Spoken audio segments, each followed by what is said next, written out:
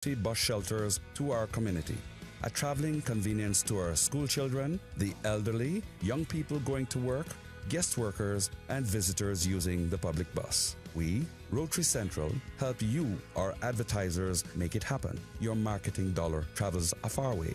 Positioning your message, your product, your services, your presence in over 83 bus shelters. Every dollar you spend, every advert you place helps to build another bus shelter, providing modest comfort for Cayman travelers. Reserve space now on the only billboard medium in the Cayman Islands. Email rotaryshelters@gmail.com. rotaryshelters@gmail.com. The Bus Shelters, a partner in community convenience. Another inspiration program by Rotary Central Cayman Islands. I love Pizza Boat. It's yummy. It has my two favorite things combined, cheese and boats. Pizza Boat makes pizza way more fun. Hop on board the Pizza Boat Express. Kids, now Pizza Boat makes pizza even more fun. Summer is here. Lunch or dinner, let Pizza Boat bring the fun. Pizza Boat, a Cayman twist to pizza, bringing fusion ingredients from all over the globe to give you locally inspired fresh pizzas all day, every day. Pizza Boat, now open in Queens Court on West Bay Road. Pick up or delivery 949-0000 or order online www.pizzaboat.ky. West Bay Pharmacy. Personalized medicine, customized care to meet your specific needs. Your body is unique to you. Your medicine should be too. Whether you're seeking individual specific medication, correct size dosages, or simply better tasting medicine, ask your pharmacist or healthcare provider about how compounding at West Bay Pharmacy can increase your treatment options, not only for your family, but for your pets too. West Bay Pharmacy, open Monday through Saturday, 9 a.m. to 8 p.m., Sundays and most holidays from 11 a.m. to 6 p.m. She hear clunk and her car stop. I was just about to send her some money, so I send it straight to her JN Money Transfer card. It cost me less, and perhaps she use the card, pay the garage right away. She'll get discount through the JN Rewards program in Jamaica. This card make things easy. You can even get funds at any multi-link ATM. JN Money Transfer Card. Fast, affordable, convenient. Tell your loved ones in Jamaica about it. Sign up is free. Upgrade your connection with Digicel's all-new postpaid plans. Experience the freedom of endless local calls, more any use data to browse, entertainment data for Netflix, Spotify, YouTube, and TikTok, and endless social data for WhatsApp, Instagram, Facebook, and Twitter. That's not all. Stay connected when you travel with roaming data for the USA, Canada, and the Caribbean, and make calls while abroad with more international minutes than ever before. Stay connected on the fastest, most reliable network. Make the switch today. Digicel, better connected. Your dream home starts with a vision, and often inspiration is at the heart of that vision. Brand Source Home Gallery's in-house designers are here to help bring your vision to life. Whether you're remodeling or building a new home, Brand Source Home Gallery is your one-stop solution. Explore their kitchen cabinets, sinks, faucets, bath fixtures, tubs, vanities, and more.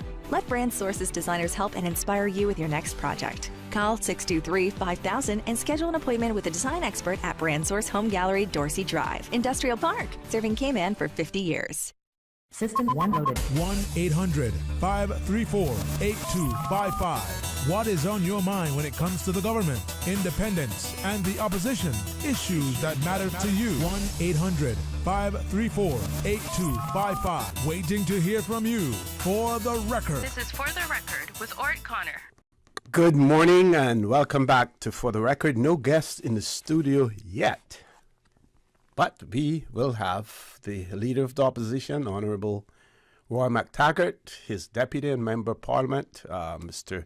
Joey Hugh, in the studio with us after the 8 o'clock news. So we encourage you to tune in and listen to hear what they have to say. I think they will be talking about some of the private members' motions that will be introduced in our Parliament with the next upcoming sitting of the Parliament.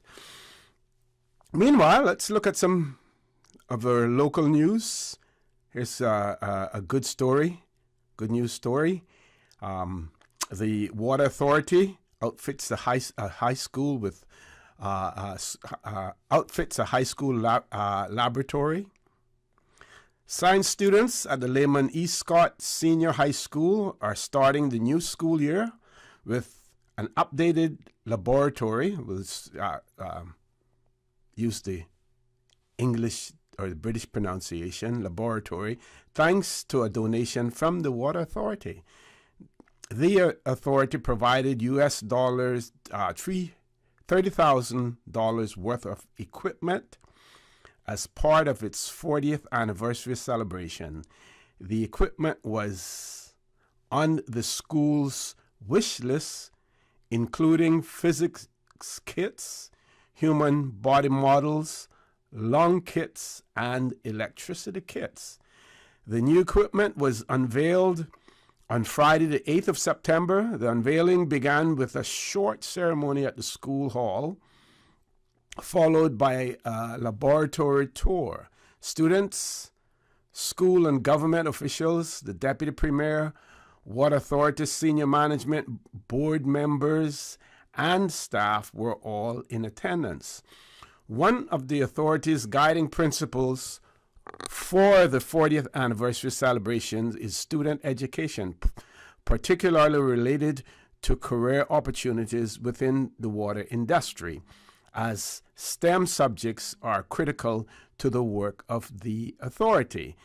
The authority wants to aid the education development of our students, explains Dr. Julia Frederick Van Genderen, Director of the Water Authority. This donation aligns with our overall strategic work to support the development of future water professionals, as evidenced by our annual scholarship and summer internship program.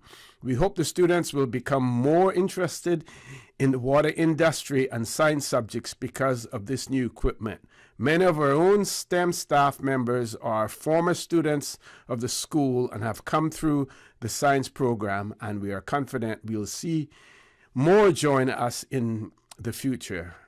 That's what she said. We are very grateful for this generous Water Authority donation, is what the school principal, Devon Bowen, said.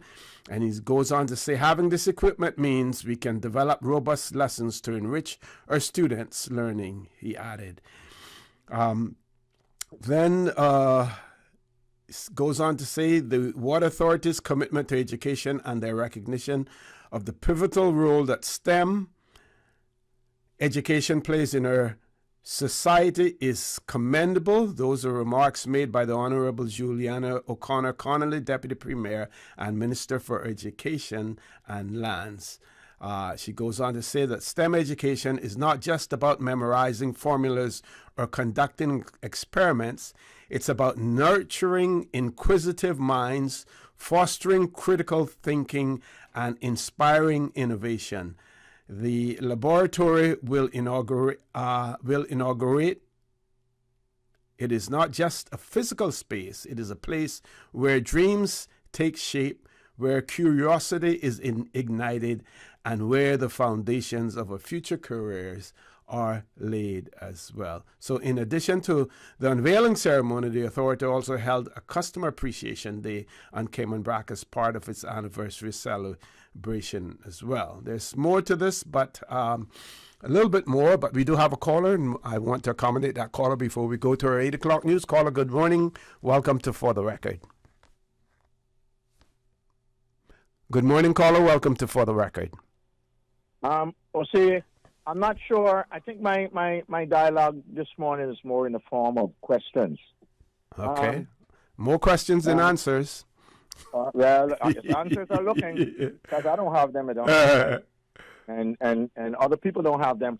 Usually you'll hear CNN or whoever, they put out these stacks, say under the Biden administration, they have created 5,000 jobs, and so on. So I never hear how many jobs that we are creating within a period of time. I can't remember hearing that, but I do hear the stats on how many work permit has been issued within a certain amount of time. Mm-hmm.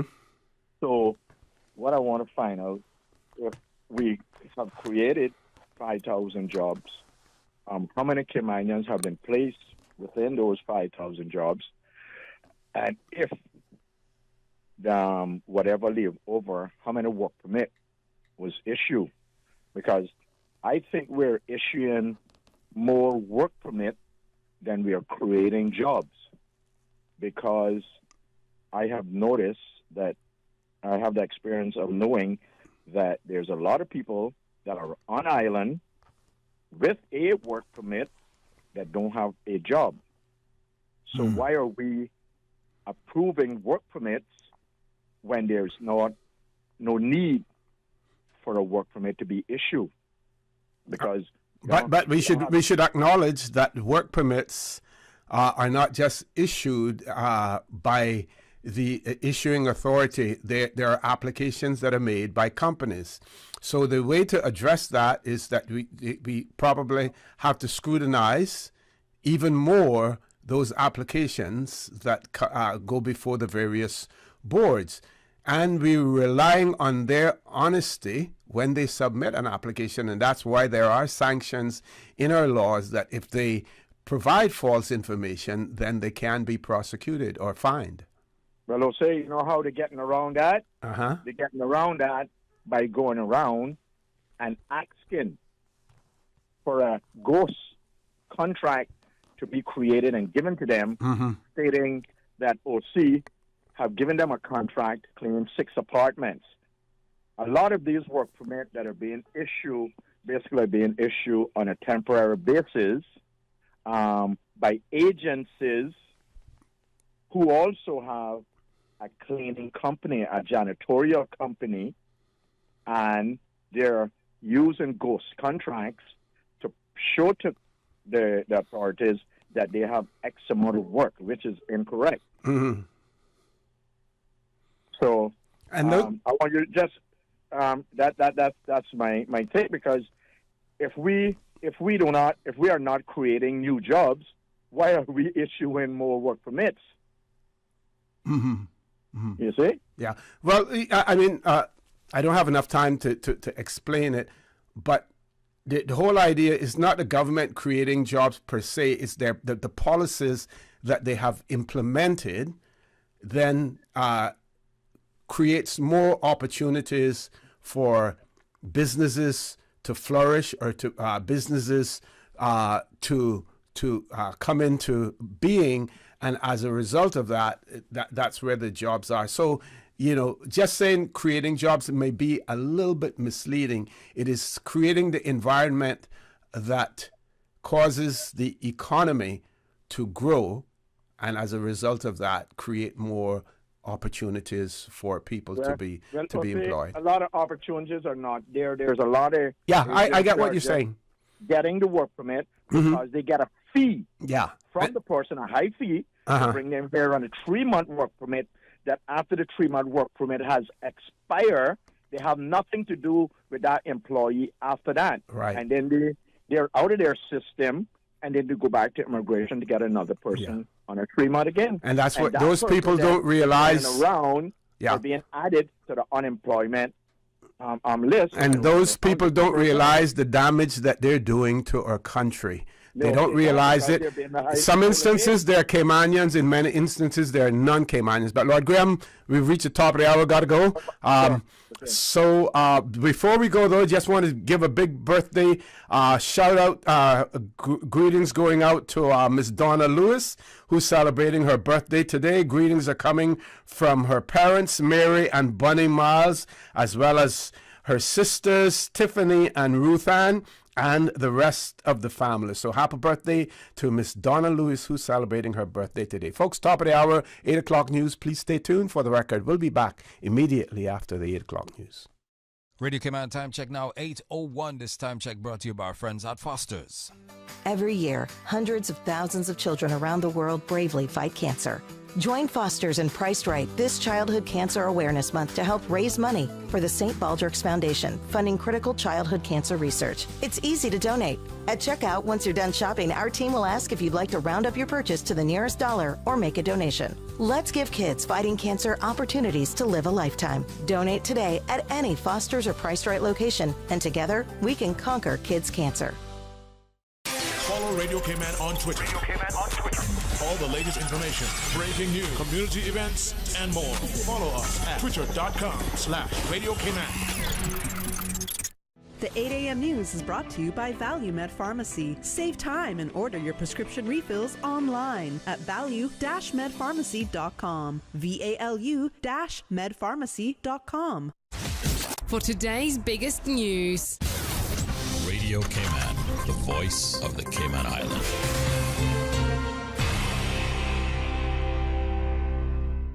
With your latest news, I'm Carsley Fuller. A man pleads guilty to a suite of charges, while others are dropped for a woman accused of making false representations. Radio Cayman's Jevy Ebanks reports. Dennis Ramos pleaded guilty to all charges against him, including possession and consumption of ganja, 2 counts of driving without insurance, 2 counts of driving without being qualified, 2 counts of driving a vehicle with an expired registration, and 2 counts of operating a vehicle without a certificate of roadworthiness. He was formally disqualified from driving in the Cayman Islands, although the duration has not yet been specified. Magistrate Gunn noted that based on his charges, he should expect a lengthy period of no driving. His counsel indicated he is expected to apply for a rehabilitation program and is due before the drug court on the 21st of September. In other court news, Faithia Clark Pars had all charges dropped against her, previously been charged with 10 counts of making a false representation. Brittany Heron had her bail extended till the 26th of September to face a theft charge. Corey Bowen, charged with indecent assault, had his court date set back a few weeks pending the outcome of an outstanding legal aid application. Finally, Tashwana Matthews will return to the courts towards the end of September. She is charged with misleading the police. Jevy Ebanks, Radio Cayman News. In other news, Parliament is a vibrant and busy place with important democratic work being conducted in its chamber. Parliament is back in action on Tuesday with the first meeting of the 2023-24 session.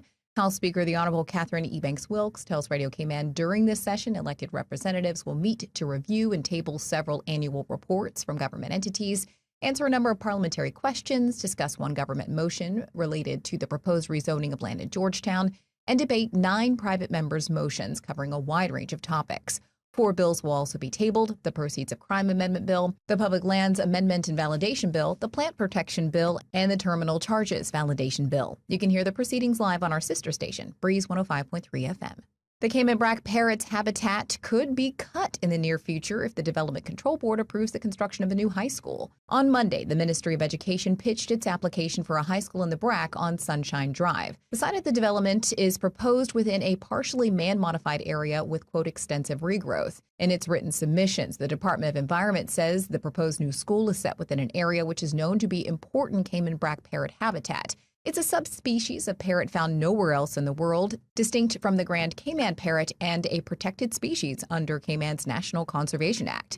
The DOE says the birds eat young leaves and flowers and make their nests in the hollowed-out spaces of trees, meaning they are, quote, dependent on a limited supply of existing cavities and forest trees to make their nests. The department says whole-scale clearing of sites removes the possibility of any vegetation providing continued parrot habitat, nesting sites, and food. The DOE is recommending to the Development Control Board that the applicant retain as much native vegetation as possible and incorporate it into the landscaping scheme, adding that land clearing should be limited as much as possible to the development footprint and should not be undertaken until development is imminent to allow the habitat to function for as long as possible. And if you got a forwarded WhatsApp message warning you that a seismic wave card containing photos of a recent earthquake at Morocco will hack your phone, experts say it's a hoax. While it's not wise to open random files, this particular hoax apparently gets sent around every time there's a major earthquake. Now with a check of international news, here's the BBC, which will take us out of the newscast. I'm Carsley Fuller from Radio Cayman's newsroom. BBC News with Julie Kendler. President Putin has praised the strengthening of future cooperation with North Korea after a rare visit by the country's leader Kim Jong-un to a space center in the Russian Far East. Mr. Putin promised to help North Korea with its space program. US officials suspect that in return, Moscow wants to buy North Korean munitions for its war in Ukraine. The head of the Ukrainian Air Force has congratulated his pilots after a major attack on the home of Russia's Black Sea Fleet. Moscow said 2 of its ships were damaged. More than 5,000 people are now known to have died in floods in the Libyan city of Derna after 2 dams burst and swept away homes. The victims are being buried in mass graves.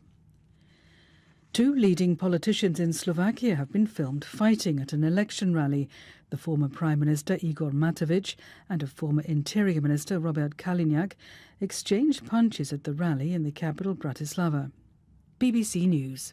The 8 a.m. news is brought to you by ValueMed Pharmacy. Save time and order your prescription refills online at value-medpharmacy.com. VALU-medpharmacy.com. Are you tired of waiting in long lines at the pharmacy just to fill a prescription? If what, child, let me tell you.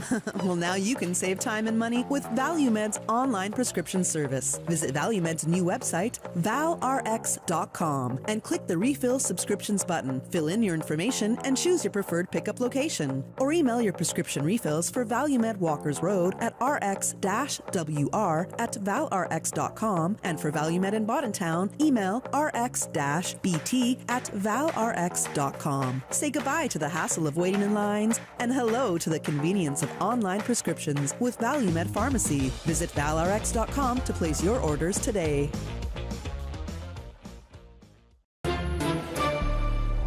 Stay in touch with Radio Cayman with the latest up-to-date, accurate news and information. For your convenience, the headline news will be repeated on our sister station, Breeze 105.3 FM, weekdays at 8:30 a.m. Follow Radio Cayman on social media, Facebook, Instagram, Twitter, or download the Radio Cayman app in the App Store or log on to www.radiocayman.gov.ky and stay connected to what's happening in the community. Radio Cayman, your voice, your choice, your radio.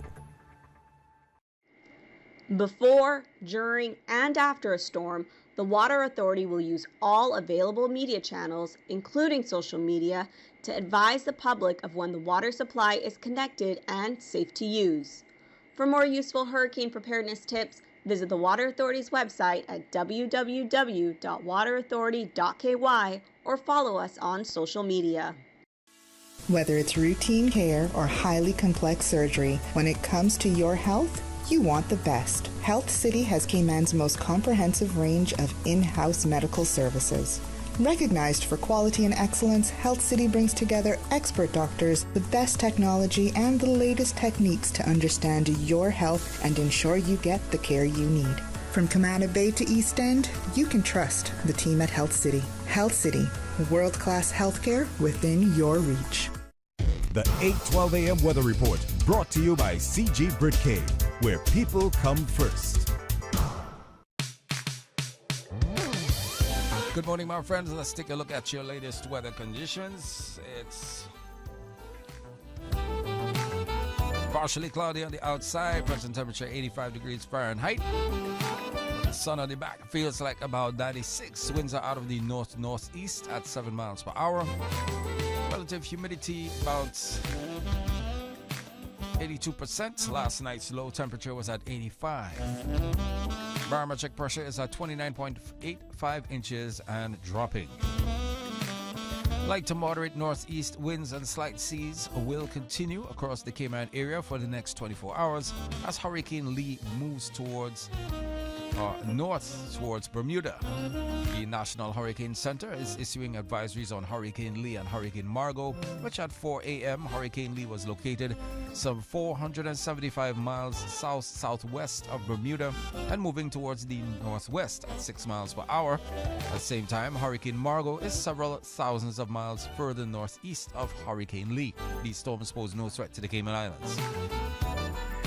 Our forecast for today calls for partly cloudy skies with a 30% chance of showers. Temperatures will rise to the low 90s with a heat index of 107 degrees Fahrenheit.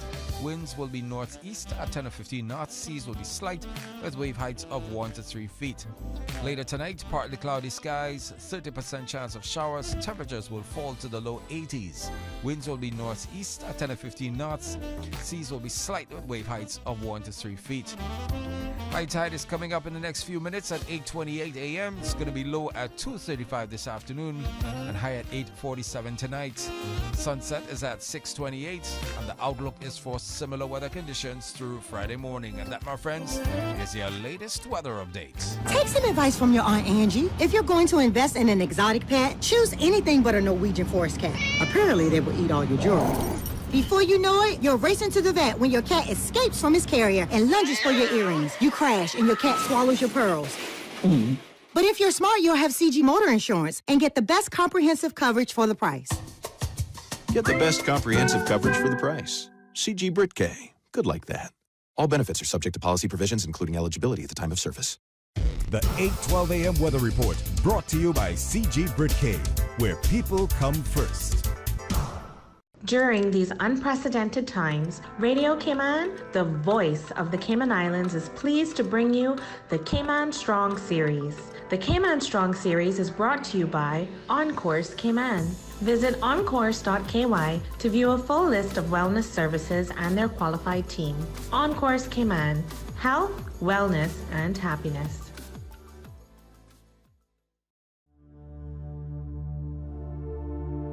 Change your thinking, change your life. There's no great success without commitment. As motivational speaker Tony Robbins said, individuals who succeed have a belief in the power of commitment. If there's a single belief that seems almost inseparable from success, it's that there's no great success without commitment. If you look at successful people in any field, you'll find they're not necessarily the best and the brightest, the fastest and the strongest. You'll find they're the ones with the most commitment. Change your thinking. Change your life. During these unprecedented times, Radio Cayman, the voice of the Cayman Islands, is pleased to bring you the Cayman Strong Series. The Cayman Strong Series is brought to you by Encourse Cayman. Visit encourse.ky to view a full list of wellness services and their qualified team. Encourse Cayman, health, wellness, and happiness. These days, feelings of loneliness, anxiety, stress, and depression can be overwhelming. Just know you are not alone. Encourse Cayman offers private mental health services for children, teens, adults, and groups. Visit encourse.ky to view a full list of wellness services and their qualified team. Encourse Cayman, health, wellness, and happiness. The traffic report is brought to you by Subway. Planning a meeting, event, or office celebration? Visit subway.ky to place your catering order today. All right, morning, my friends. Looking at the traffic cams, still experiencing some major traffic this morning. Looking at the east-west arterial, traffic still backed up all that way into spots. And of course, getting to the Linford Pearson and Crew Road as well. Traffic, which of course you have to deal with this morning time. Going through South Sound, yes, you have traffic to deal with there as well. And of course, turning up Walker's Road. And getting further into the Georgetown area, there's slow-paced traffic there as well. Similar out on South Church Street, feeding into Seafarers Way and into North Church Street. But inner streets of Georgetown, fair to find with moderate traffic. Shannon Road, traffic moving smoothly. Similar with Edward Street. One cruise ship is in port, so we will have pedestrian movement in the Georgetown area. And of course, continuing with the traffic movement along Bobby Thompson Way, slow-paced and moving. And of course, getting to Huldah Avenue, similar with slow-paced traffic there as well. Focusing the camera on the Butterfield roundabout, we have some traffic coming off the Esterly Tibbetts Highway, slow-paced moving traffic. Similar traffic along North Sound Road. And of course, northward bound traffic towards the Butterfield roundabout. Not sure what's causing all this major traffic this morning, but it is the headache of the day. Later on, of course, during the course of the day, the traffic dissipates as you get into work. Some of you may be getting in a little bit late this morning. Buckle up, stay safe, and, just have some patience. Your traffic report brought to you by our good friends at Subway. Good morning, Cayman Brack and Little Cayman. Little traffic on that side of the islands.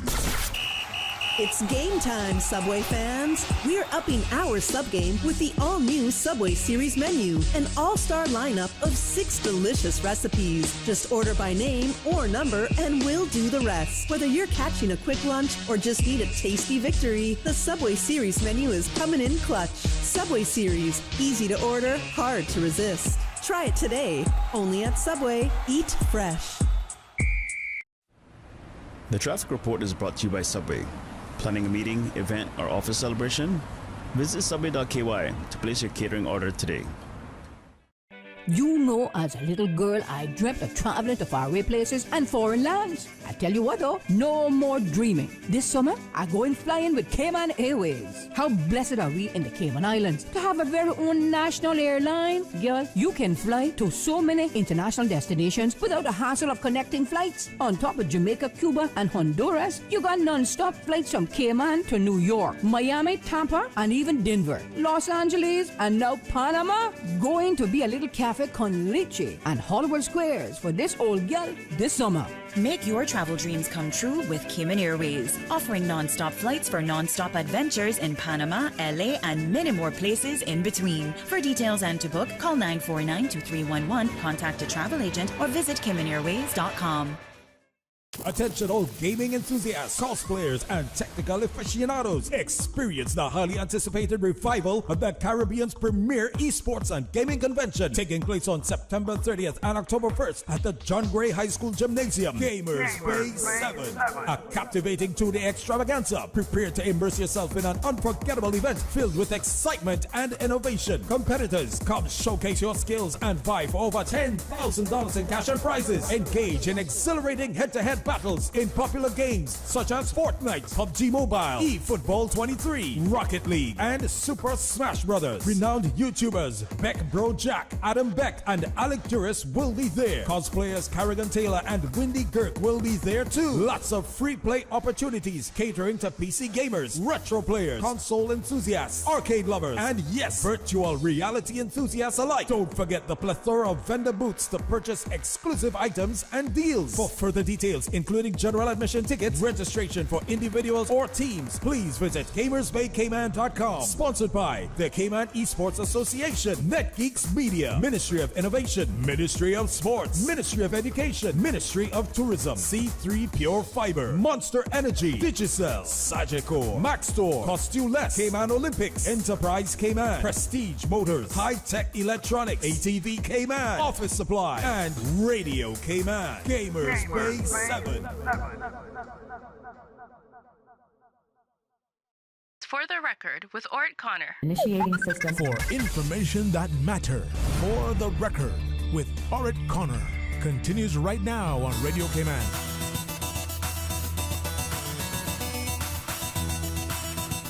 Good morning and welcome back to For the Record. No guests in the studio yet, but we heard the traffic report that was shared with us by Mr. Paul Akal, and it seems as if there may be some traffic issues out there in terms of the movement of traffic. No indication that our guests won't be in the studio, so meanwhile, we will continue until they arrive. On Monday, I'm told they just stepped into the studio. I'll share this very quickly with you, though. On Monday, one of our listeners, while the premiere was here, and of course, you know that we went on a little bit beyond 10 o'clock, and this person wrote, "Good morning, Mr. Connor and Honorable Premier Panton. I saw in one of our local newspapers where someone is applying for a liquor license to serve beer and some other alcoholic beverages on the 7 Mile Beach for what's left of it, where pizza and something else is already being served/sold. They go on to say, how ridiculous can we get? They point out that who needs to have alcoholic beverages to buy or eat pizza or anything else? That was the question that they posed, and then they answer it. No one does. why, and they go on to say then, why is the cost of liquor licenses for only CI $100? The person goes on to say, in my opinion, it should be no less than $1,200, as the government needs to increase these revenues, especially in this respect. Go on to say that what on earth are some people thinking about? Please consider and either reject or have the fee increase to $1,200 with immediate effect. They go on to thanks for the understanding, and they say that no one needs alcoholic beverages on our beaches, which could contribute to people drowning as well. And remember one time when there was a premium on liquor licenses? They were few and far apart, and those persons who held it, if they wanted to sell their business, the liquor license actually went for more than the business. And then, of course, if we can use this word, we deregulated the liquor industry. We deregulated it. So now you can sell it on Sundays. Very little consideration is given to where liquor is dispensed or sold. There's one in the district of Savannah that is button bind with a church as well. So our morals in the Cayman Islands have changed. And the bottom line and the objective is the mighty dollar. We do have a caller. Let's grab the caller. Caller, good morning. Welcome to For the Record. Yeah, good morning, O.C. How you doing? Good morning. I'm fine. How are you, my friend?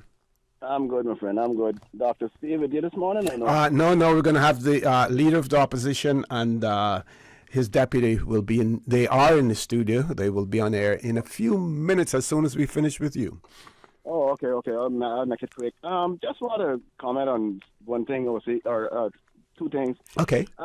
Regarding the way that people dress in this country here, that the three islands that come here, that call this place now they work area, that they come to work. I was down by the district admin some days ago, see, and these gentlemen, these well, I don't even call them gentlemen, because you got whole respect to be called a gentleman, walking into the district admin with their pants down, exposing their brief, their underwear. And these are workers? No. These people off the street. Oh, okay. Going into the district administration building, OC. Mm-hmm. Just in that kind of condition and going into a government building. Man, I felt so distorted by seeing that. I felt like just walking up to them and telling them, listen, get back outside and get on the self-dress, man. I mean, I can't believe how much the topic you was mentioning there about the alcohol next to the churches, we destroyed that path. And now we're going down the road where people walking the streets and go into these areas half naked. I don't understand. Mm-hmm. I mean, you see policemen and they don't even ask people, listen, on going into the airports or whatever, please put on the clothes up. I mean, it's getting really bad. It's really getting bad. And the next thing I wanted to mention was the hiring here on this island. He came on, you're not going to feel that effect because it's so much a bigger area, and you don't really come across that kind of effect down here like how we come around it up here. Okay. We find our people struggling here to survive still, and yet you find these jobs that are hiring foreigners, and the Caymanians still struggling to get these jobs. The Caymanians are applying, and they're telling the Caymanians that they don't have no job. And when you turn around, they hire 3 or 4 foreigners to work in the same job. I don't know how often we know how to say this on the radio, but we need to take there should be laws regulated regarding these things. I know we talk about it time and time again and try to get some administration to something like this. But there have to be something put in paper for these businesses to say, listen, you have to stop. We need to apply Caymanians in the job first. We can't hold foreigners to having preference over our people. But, see, who is doing it? Our own people are doing it to our own people. Can you imagine? Yep, that's what's happening. It's a sad situation, man. Anyway, I thank you for your time, and I'll talk with you again sometime. Okay. Thank you very much for that. Before we go to the commercial break and we will introduce our guest, those of you who are interested, as you know, that a committee has been established in the Cayman Islands to review the whole issue of residency in the Cayman Islands, the point system and everything else. In 2021, I believe it was, there was a commission of inquiry in the British Virgin Islands, and there were certain recommendations that were made by that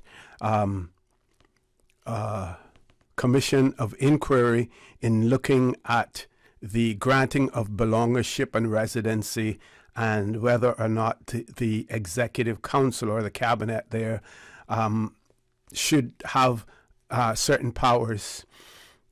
Since then, in the British Virgin Islands, just recently, I think it was the 8th of this month, actually it was submitted on the 24th of July of this year. The person who was charged with producing this review and reporting to the legislature was a gentleman by the name of Mr. Kedrick Malone. Some of you in the Cayman Islands may be familiar with the name. He was one of the former BVI representatives in their London office, quite an accomplished gentleman, has held several positions within the British Virgin Islands government. So he issued his report, and it was tabled in the House of Assembly in the British Virgin Islands on the 8th of September, I believe. And of course, as you know, once documents are tabled in Parliament or in a legislature, then they become a public document. So that document is now available if you have an interest in it, if you want to compare what is being said there and what we may want to do in the Cayman Islands. It's called Review of Policy and Process for Granting Residency and Belongership It was prepared for the government of the British Virgin Islands, submitted on the 24th of July 2023 by Mr. Kedrick Malone, who is the reviewer. And if you have an interest in that, please take a look at it. We see the British Virgin Islands and questions being asked, about the whole issue of belongership, which in the Cayman Islands we call Caymanian status, or the right to be Caymanian. They have their concerns. Many of their concerns are similar to what we have here in the Cayman Islands. And if you want to see some drastic recommendations that are being made, take a look at that report. Folks, we're going to take a commercial break. When we return, we will have the Leader of the Opposition, Honourable Roy McTaggart, his Deputy and Member of Parliament, Mr. Joey Hugh, in the studio. Folks, please stay tuned for the record. We'll be back shortly. At Doctors Hospital, we know life happens, and usually when you least expect it. So when unexpected medical issues arise, you need quality care close to home. Located in the heart of Georgetown, our accomplished team of physicians and medical staff treat minor urgent conditions such as migraines, chest and abdominal pain, shortness of breath, burns, broken bones, open wounds, and more. 24 hours, 7 days a week with no appointment necessary. Peace of mind is important when life happens. At Doctors Hospital, we're always here just for you. Need to speak to someone? Call 949-6066. Ready for more fun, more data, and endless connections? Digicel's all-new postpaid plans got you covered. Get more entertainment data for Netflix, Spotify, YouTube, and TikTok. endless social data for WhatsApp, Instagram, Facebook, and Twitter, roaming data for the USA, Canada, and the Caribbean, and more international minutes than ever before. Stay connected on the fastest, most reliable network in Cayman. Make the switch today. Digicel. Better connected. You know, as a little girl, I dreamt of traveling to faraway places and foreign lands. I tell you what though, no more dreaming. This summer, I going flying with Cayman Airways. How blessed are we in the Cayman Islands to have a very own national airline? Girl, you can fly to so many international destinations without the hassle of connecting flights. On top of Jamaica, Cuba, and Honduras, you got non-stop flights from Cayman to New York, Miami, Tampa, and even Denver, Los Angeles, and now Panama. Going to be a little cafe con leche and Hollywood Squares for this old gal this summer. Make your travel dreams come true with Cayman Airways, offering non-stop flights for non-stop adventures in Panama, LA, and many more places in between. For details and to book, call 949-2311, contact a travel agent, or visit CaymanAirways.com. Radio Cayman News. Trial of a man charged with possession of an unlicensed firearm is delayed until January. Defense counsel says a hard drive that may have phone data related to the charge has been found. A tool in our toolbox to tackle the current coral reef crisis. It's a great opportunity to boost your career at a young age. From there, the sky's the limit. Radio Cayman. Your voice, your choice for today's biggest news. System 1 loaded. 1-800-534-8255. What is on your mind when it comes to the government, independence, and the opposition? Issues that matter to you. 1-800-534-8255. Waiting to hear from you. For the Record. This is For the Record with Orrett Connor. Good morning. Welcome back to For the Record. It is my pleasure to have in the studio with me this morning the Honourable Roy McTaggart, Leader of the Opposition, and his Deputy and Member of Parliament, Mr. Joey Hugh. Folks, members of Parliament will gather at the House of Parliament on Tuesday, the 19th of September, for the commencement of the first meeting of the 2023-2024 session.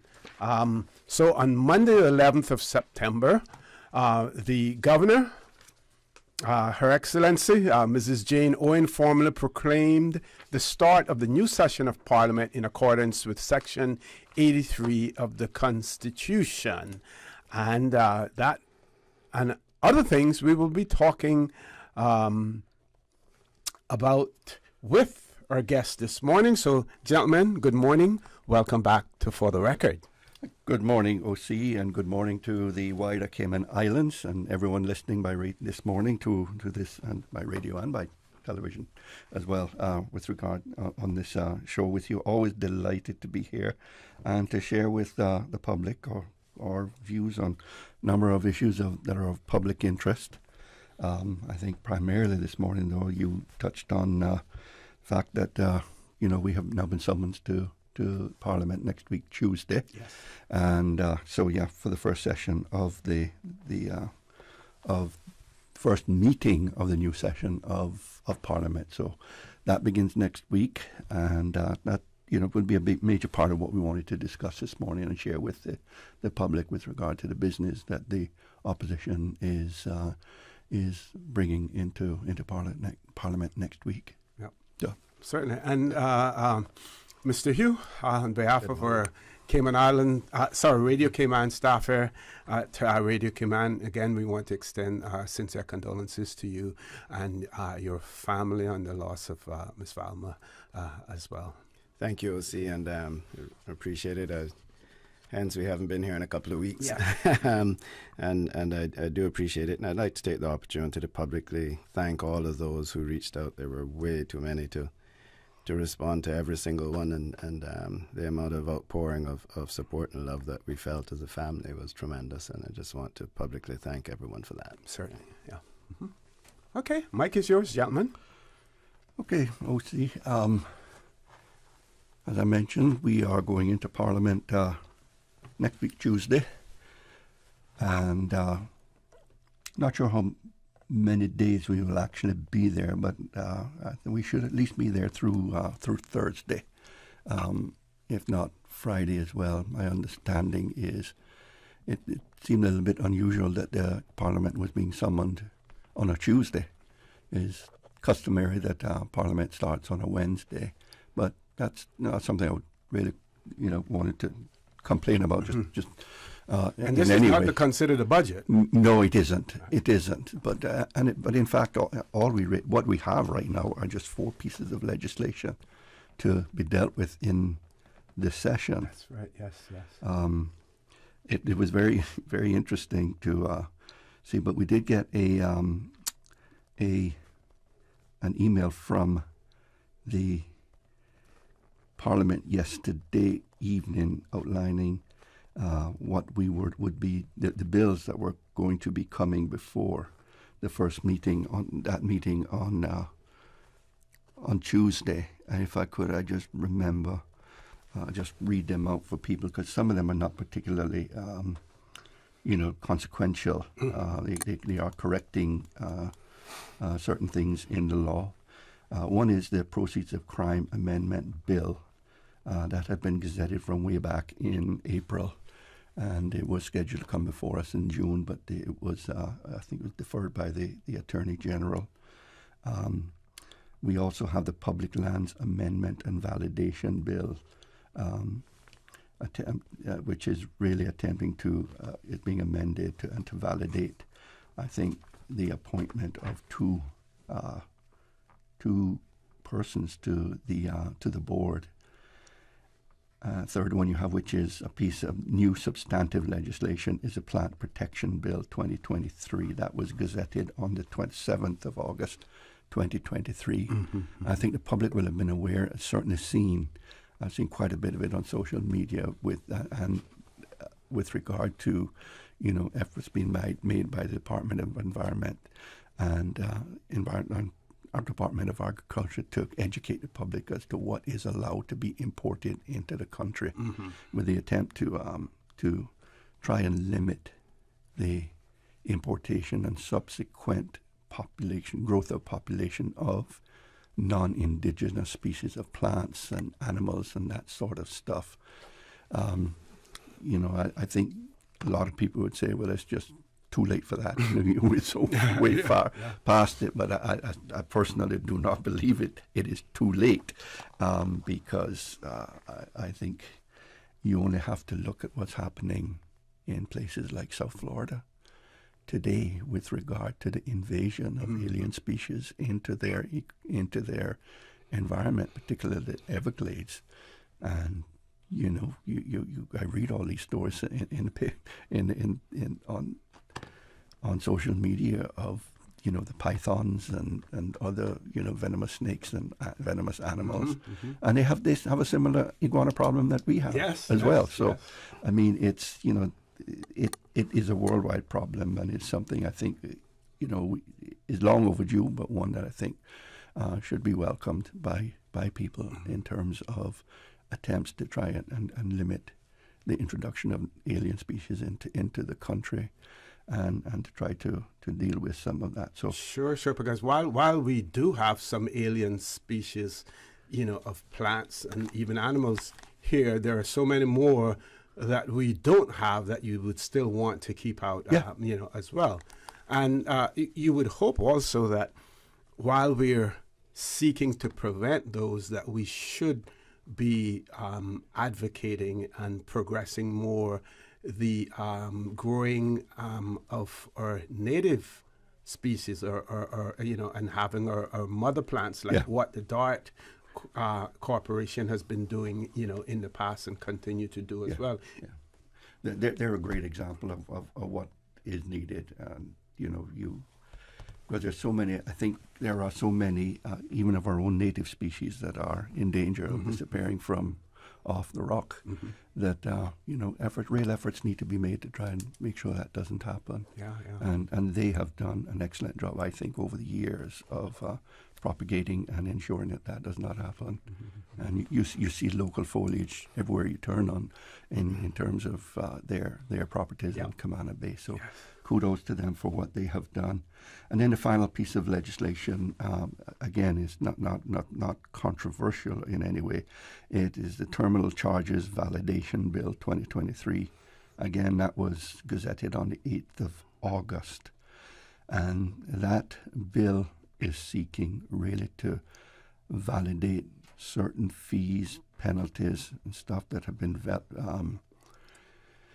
levied by the Civil Aviation Authority from 1997 to 2004, and then from 2004 to date by the Airports Authority. I do not know how this has happened or what has happened, but apparently it would appear to me from this amending bill that they were omitted in terms of being approved by the cabinet to be implemented. So they implemented the fees, but would appear not to have had cabinet's blessings or approval to do so, or the Parliament's approval to do so.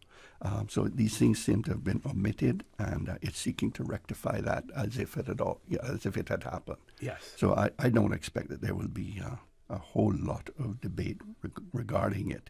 I think most of the debate is going to take place around the Plant Protection Bill, and that would be it. So those are the four pieces of legislation. I understand, too, the government may have one motion as well to bring, and I think that has to do with not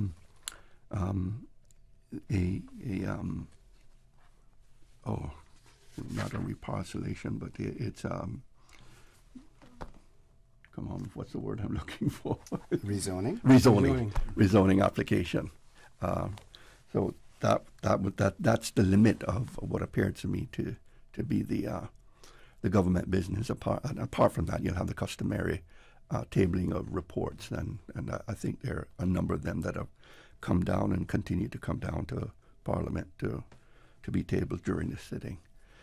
So that then leads us on to the opposition business, and okay. What we'll do is we'll take the commercial break so that we don't have to interrupt you. Once you're dealing with that, we can after we take this commercial break, we can go straight to headline news as well. Folks, please stay tuned for the record. We'll be back shortly. At Doctor's Hospital, we know life happens, and usually when you least expect it. So when unexpected medical issues arise, you need quality care close to home. Located in the heart of Georgetown, our accomplished team of physicians and medical staff treat minor urgent conditions such as migraines, chest and abdominal pain, shortness of breath, burns, broken bones, open wounds, and more. 24 hours, 7 days a week with no appointment necessary. Peace of mind is important when life happens. At Doctor's Hospital, we're always here just for you. Need to speak to someone? Call 949-6066. There you go, sir. Thanks for choosing JN Money Transfer. Boy, thanks to JN Money Transfer, I can stay right here in Cayman and pay mama bills back home in Jamaica. Her water, light, phone, and other bills never late. Every month I pay everything in one place. Make payments to over 30 companies in Jamaica through JN Money Transfer. Fast, affordable, convenient. Call 1-800-744-1163 for details. Can you imagine your home completely organized? At Brand Source Custom Closets, we can. We specialize in designing and building custom closets and storage units for any room in your home, including the garage. With tailored designs and custom LED lighting solutions to fit your lifestyle and budget. Our custom closets expert is committed to enhancing the value of your home with a solution that is uniquely yours. Visit our showroom or call 623-6774 to schedule a no-obligation appointment with our design expert. Brand Source Custom Closets, 209 Dorsey Drive, Industrial Park. 89.9 Radio Cayman helps you to weather the storm during this hurricane season.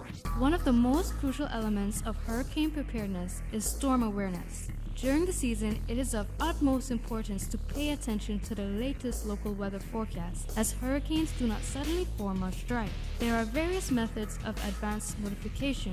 Utilizing such may be the difference between a favorable outcome and disaster. Both television and radio serve as excellent mediums with up-to-the-minute storm path information in the wake of a hurricane.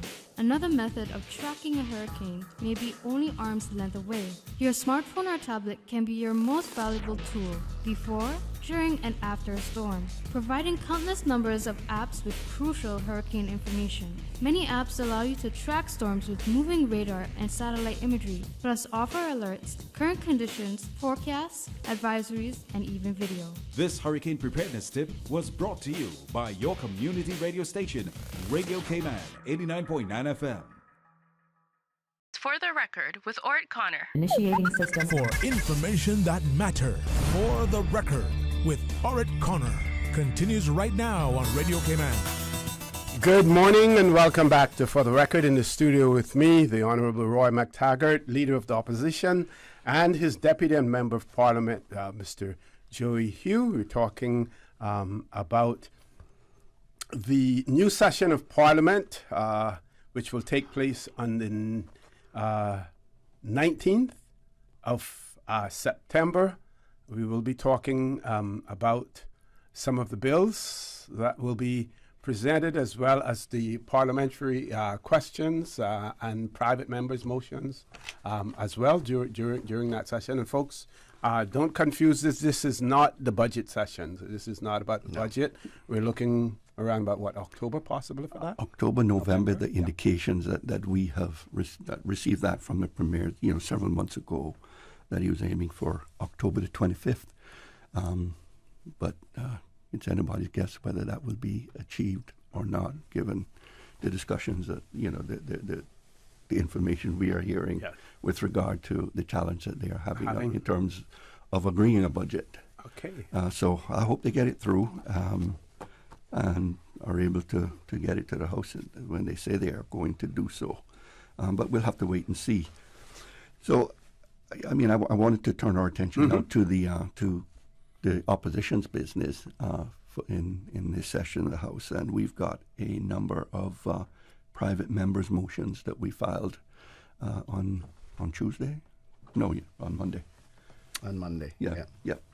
With regard to the sitting of Parliament. So I'm going to turn it over to Deputy Hugh and allow him to walk everyone through the motions that we have tabled.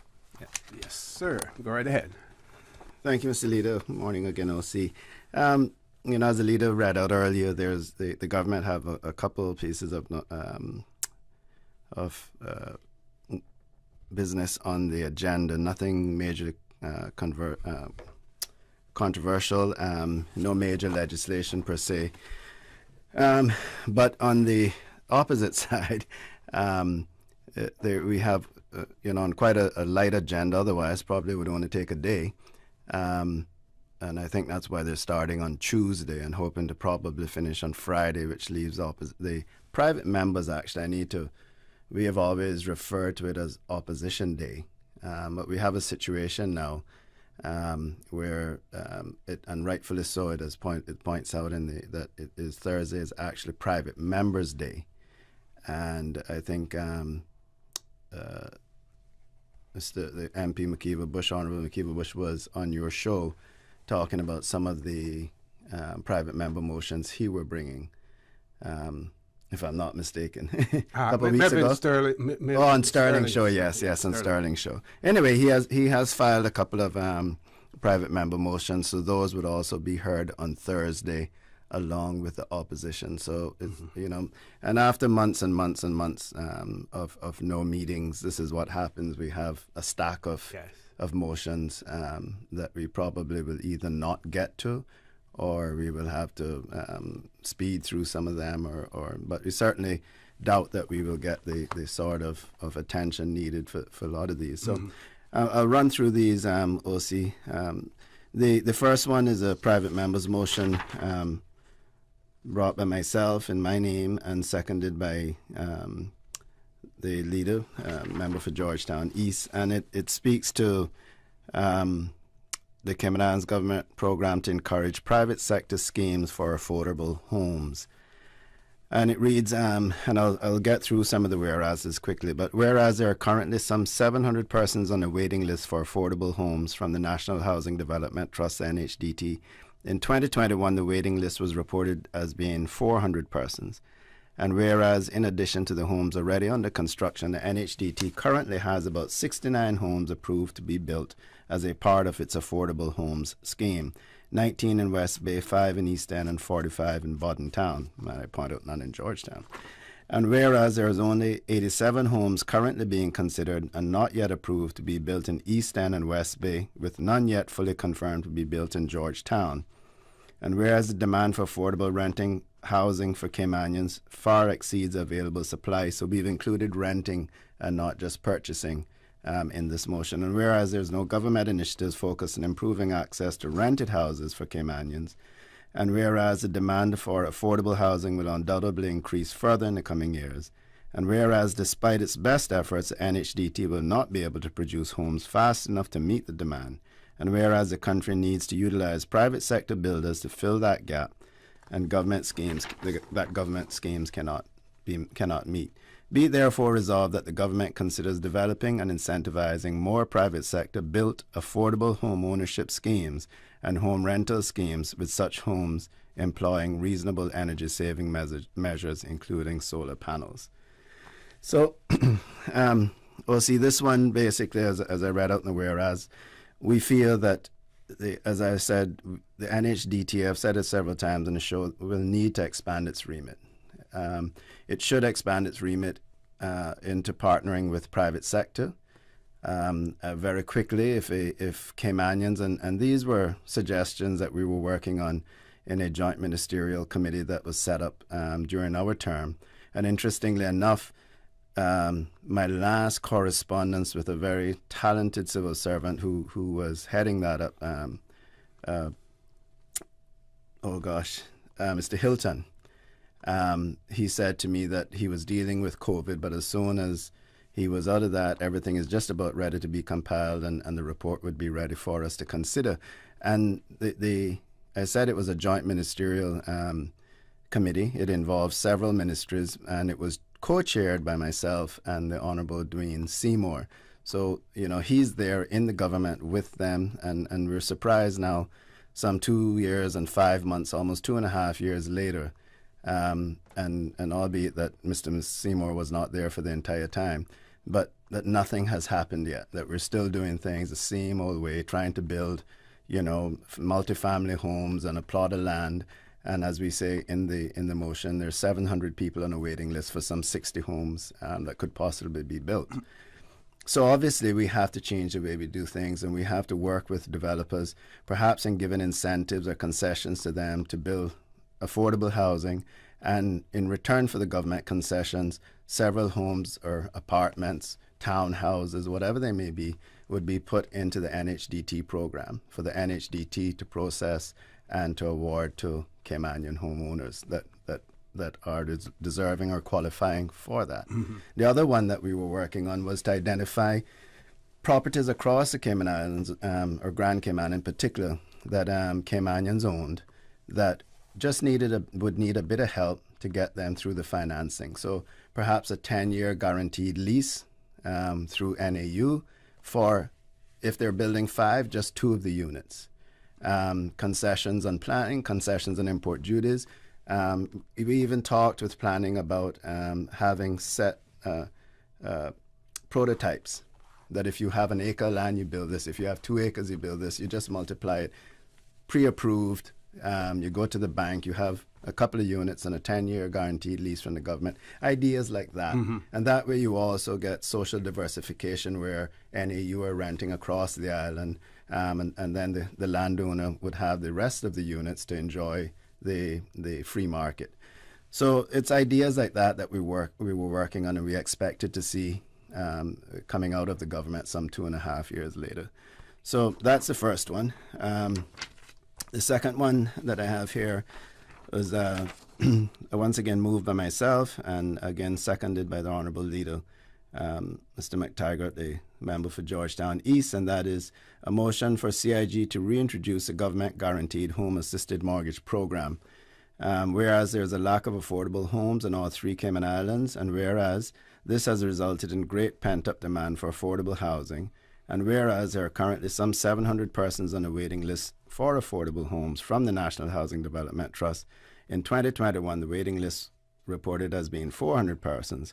And whereas despite its best effort, NHDT cannot build homes fast enough to meet the growing demand, and whereas there are Caymanians in the workforce able to repay a mortgage but who struggle to find the required down payment for a mortgage, and whereas government in the past had implemented a successful government-guaranteed home-assisted mortgage known as a GGHAM program along with local banks. Be it therefore resolved that the government considers relaunching, along with the local banks, the government-guaranteed home-assisted mortgage program. And I think that one is self-explanatory. It was something that we were just about to finalize with all of the banks when COVID came along. So all of the work has been done, and we're not trying to take credit for it. OC, this was a program that worked in the past. That's called GGHAM. GGHAM. Right? It is proven. The what do you call it rate at the bank? The prime lending rate? No, the rate of default. Yeah, the rate of default was less than 5% in this program. Less than 5%. Well, more historically. If I could just interject here, Mr. Hugh, the actual basically what the program does is the government guarantees the down payment. That it's like, you're required to come up with a very substantial down payment if you want to buy a home. Mm-hmm. The government would step in, and the banks, I think, would finance 100% of it, but they would have a guarantee from the government for the down payment, or whether it's a third or 20%, whatever that down payment was, they would guarantee it. And what they found over the years is really the default rate and the on these types of mortgage, it just mirrored what the bank's loan loss experience was, which it's a whole lot less than 5%. It's for the banks here in Cayman, you see figures or amounts of loan loss ratios of something like under 1%, maybe 1.5%. It varies amongst the banks, but it's extremely low. But it mirrored that. And that meant that calls on government in terms of fulfilling the guarantee were quite modest during that time. And that's why we look on it and say, you know what, it was hugely successful, because it can't get any better than than what the bank's own experience. And it was a shared, experience in terms of a risk-sharing arrangement, in fact. So it's one we think that has a whole lot of merit, and it was well subscribed. I mean, I think we had somewhere in the region in the last program we did something like $35 million in mortgages, and over time, that's now whittling down, and those guarantees fade away once the guaranteed portion is paid and covered. Mm-hmm. So there is scope, I think, for government to take this up. It would be an easy win for them, and we strongly support it. That's why we bring in the motion on Thursday. Yeah, and again, as I said, this is something that we strongly believe in, and it's not one of those things that we're here to try and take credit for. We've waited 2.5 years, and we've asked a question previously as parliamentary questions, and we were told it was coming. So 2.5 years later, we found it necessary to bring a private member's motion to urge the government to seriously consider to implement the GGHAM program again, and it also some of the recommendations in my first motion that we spoke about. Talking about Caymanian landowners and building townhouses, apartments. The idea was that it'd be similar. Instead of just building a home, now you're going to, with government's help, build apartments, and then NAU would have access, or NHDT, depending on the need, would have access to a few units to either sell or to lease within the NAU program. Would there be a need in those instances? Because we have spoken about the whole local companies control license thing, and where it has now gone into other areas of the economy that when the law was passed and introduced in the 1970s was not intended to. So would you ring fence something like this to ensure that there are only Caymanian entities? 100%. No companies. Caymanian landowners is what we were talking about. And we know that we have Caymanian landowners that have vast tracts of land, or a couple of acres, or even 1 acre, but they do not have the liquidity to actually develop it and end up selling it, in order to have some retirement or something. So here's an opportunity with the government's help, with, a couple of years guaranteed leases, etc., to be able to develop their land and leave that for their generations to come. Okay, folks, we've reached the top of the hour. Headline news. Please stay tuned. The conversation with the Honourable Roy McTaggart and Member of Parliament, Mr. Joey Hugh, will continue after headline news.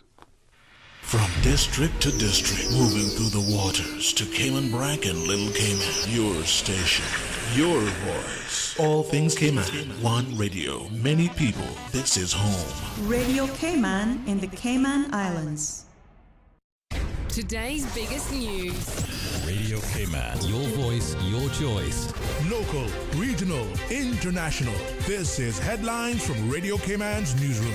Today's biggest news. The headline news is brought to you by Health Services Authority and the Ministry of Tourism and Transport. Spectrum 2023 kicks off tomorrow at the Ritz-Carlton. Local industry experts will discuss the challenges presented by social and economic change, disruptive technology, regulatory pressure, and global competition within the Cayman Islands. Kim Jong-un summit with Russian President Vladimir Putin at the Cosmodrome in Russia's Far East has finished. Putin says the North Korean leader will visit other sites in Russia before crossing back. After dinner at the summit, the Russian leader toasted Kim's health and the two countries' friendships. Putin also said there are, quote, possibilities for military cooperation between the two countries. Kim earlier said, quote, we will always support the decisions of President Putin, and we will be together in the fight against imperialism. The leaders did not discuss the risk of nuclear war, according to the Kremlin spokesperson. And a Pennsylvania fugitive has been caught 2 weeks after he escaped from prison, sparking a manhunt. 34-year-old Danilo Cavalcante was arrested in a wooded area inside a police perimeter. The Brazilian national was sentenced last month to life in prison for killing his ex-girlfriend in front of her 2 young children in April 2021. Those are your headlines. I'm Karsley Fuller. Today's biggest news. Radio Cayman. Your voice, your choice. Local, regional, international. This is headlines from Radio Cayman's newsroom. Today's biggest news. The headline news is brought to you by Health Services Authority and the Ministry of Tourism and Transport. The Health Services Authority has over 120 world-class physicians offering the most comprehensive range of specialist services on island. Our dedicated team of professionals provide the highest quality care in orthopedics, interventional radiology, women's health, geriatrics, and a host of other specialist areas. We are a JCI accredited organization with a proven record of excellence. At HSA, we are committed to caring for you. For more information, visit hsa.ky.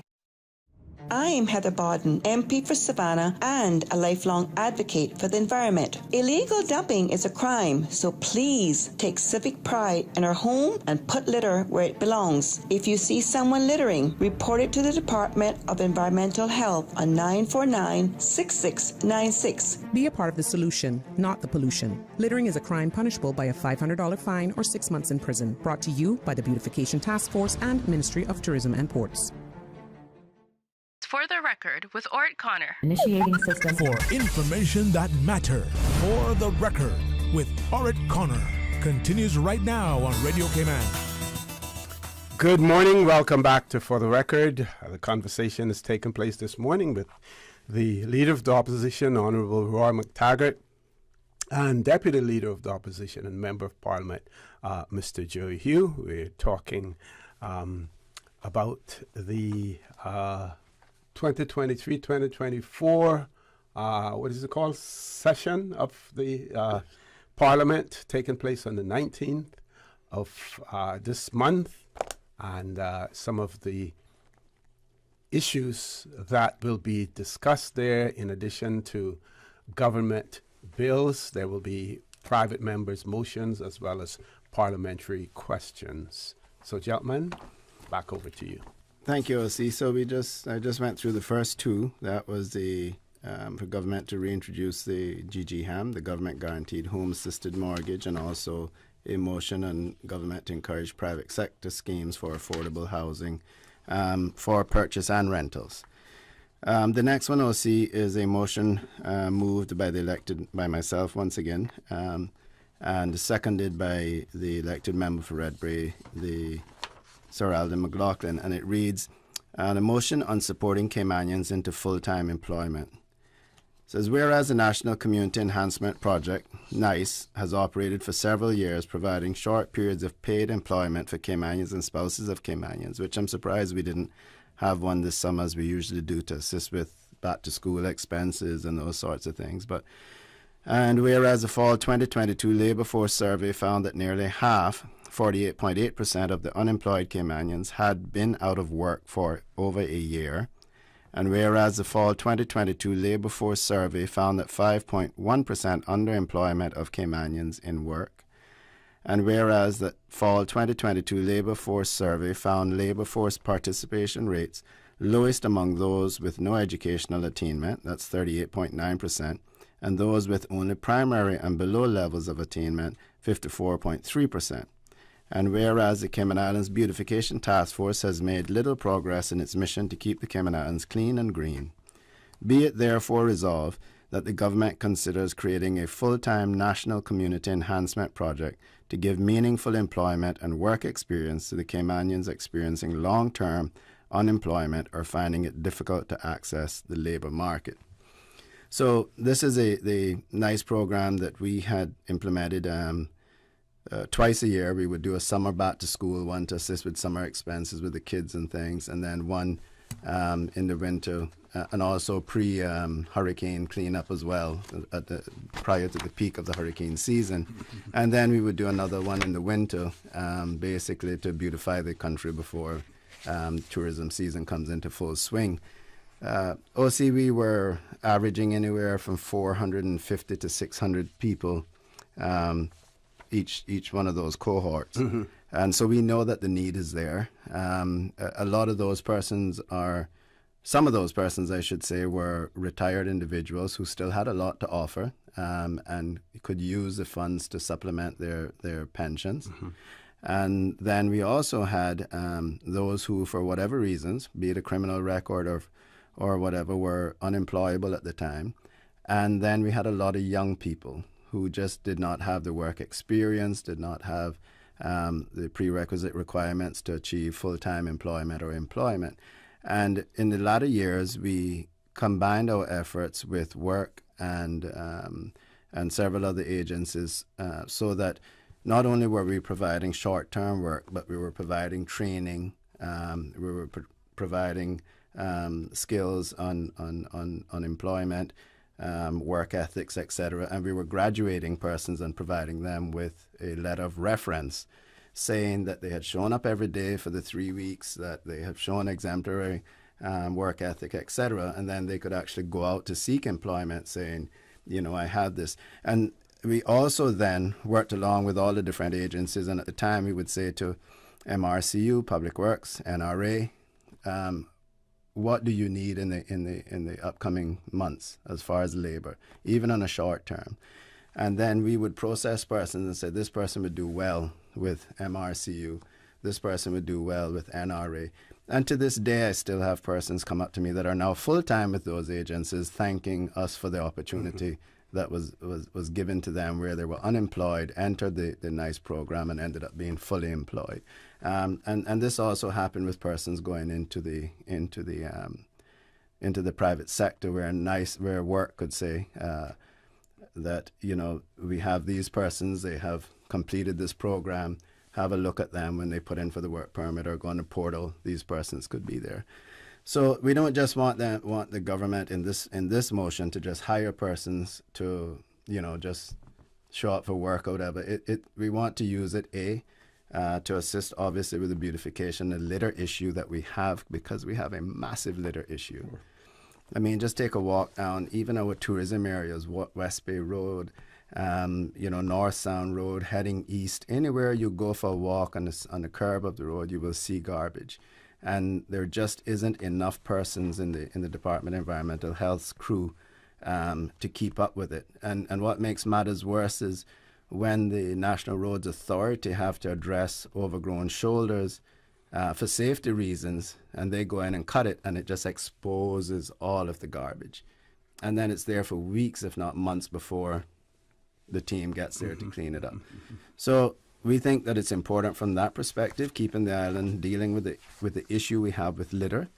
But also we feel that it'd be a fantastic opportunity to help those persons that need, whether they're persons who are in a halfway house, who are transitioning from imprisonment to society, whether it's persons out of school that just don't have the necessary experience or prerequisites to land that job.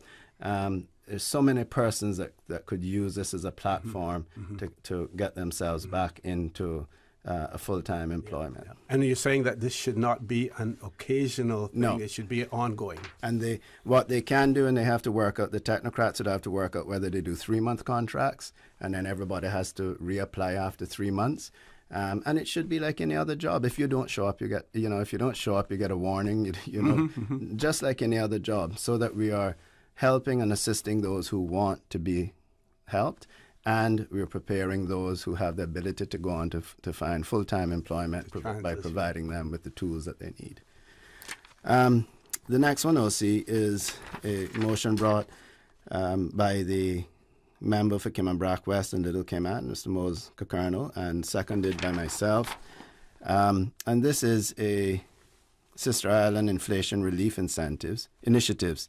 And you have received calls from one person in particular, but several from the BRAC about the disparities in competitiveness and the ability to survive in the Sister Islands. And it says, whereas the population of Sister Islands equates to 3.2% of the Cayman Islands population, and whereas the 2021 population of the Sister Islands declined by 1.7% since the 2010 census, and has consistently dwindled compared to the overall population since 1970. And whereas the recent Consumer Price Index as of March 2023 showed a further increase of 6.6% in inflation compared to March 2022, with this trend expected to continue. And whereas taken as a whole, since 2021, the cost of essentials like groceries, utilities, and gasoline increased in the United States by over 20%, and in the Cayman Islands by about 25%.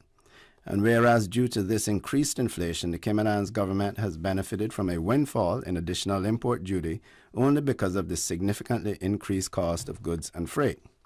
And whereas the cost of living crisis has dramatically increased the living cost for families and the cost of doing business, including the cost of bank financing, property, and health insurance. And whereas most businesses in the Sister Islands, predominantly micro or small businesses, have been especially hit hard by cost increases given their limited customer base. And whereas ensuring these businesses survive and thrive is essential to help the Sister Islands economy grow and provide jobs. And whereas despite micro businesses, as defined by the Trade and Business License Act, have licenses fees completely waived till the end of 2023, there is no guarantee that this will be renewed in future years. And whereas the cost of business fees generally in the Sister Islands are not proportionate to the level of business done in the Sister Islands compared to Grand Cayman, be it therefore resolved that the government consider in the next budget cycle reducing the business licensing and other fees, including for all retail businesses, liquor license establishments, restaurants, and other types of businesses covered under the Trade and Business Licensing Act or the Liquor Licensing Act or any other relevant act as follows. A. All micro businesses as defined by the Trade and Business Licensing Act in the Sister Islands should be permanently reduced by 100% of the published fee. All other businesses in the Sister Islands would pay 10% of the published fee on an ongoing basis. And be it also resolved that the government consider in the next budget cycle reducing the import duty to residents and businesses of Sister Island by 25% to provide needed relief with reducing the cost of living on families in the Sister Islands. So this motion is obviously one that the representative, Mr. Cockernal, feels is needed in a situation where the Kimmanbrack has, again, after or post-COVID, where they saw an influx of individuals and a little boost in the economy, has now returned back to normal, where businesses are struggling in providing the necessary goods and services to the population of Cayman Brac, and it's just a matter of economics. You have it's a small customer base, but yet you have to provide the same level of service and goods as you would in Grand Cayman, where you have a much larger customer base. And so this is designed to assist the individuals in the BRAC, the consumers, in keeping costs down or reducing costs, and assist businesses in allowing them to survive and continue to hire those who can still find employment in the sister islands. Any idea what the financial impact would be, in terms of government's revenue? I don't think it'll be. I don't think it'll be tremendous. The data we have no data since 2022. That's why you hear us using a lot of the data from 2021 and 2022. Okay. Because there really hasn't been any published since that.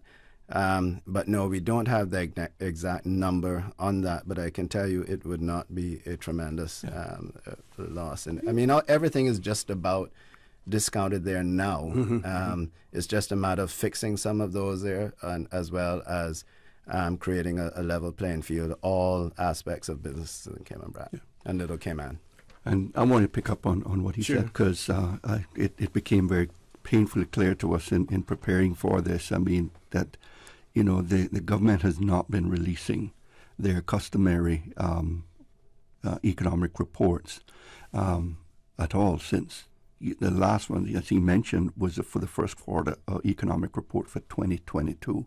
So a year and a half later, we don't have any further data with regard to, how the economy is performing.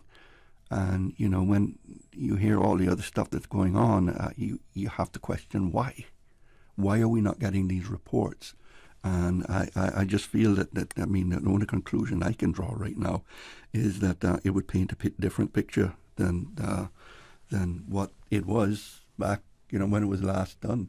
But I mean, these things are, welcomed and used quite extensively by the private sector, and we're just not getting them right now. Okay, we have to take a commercial break.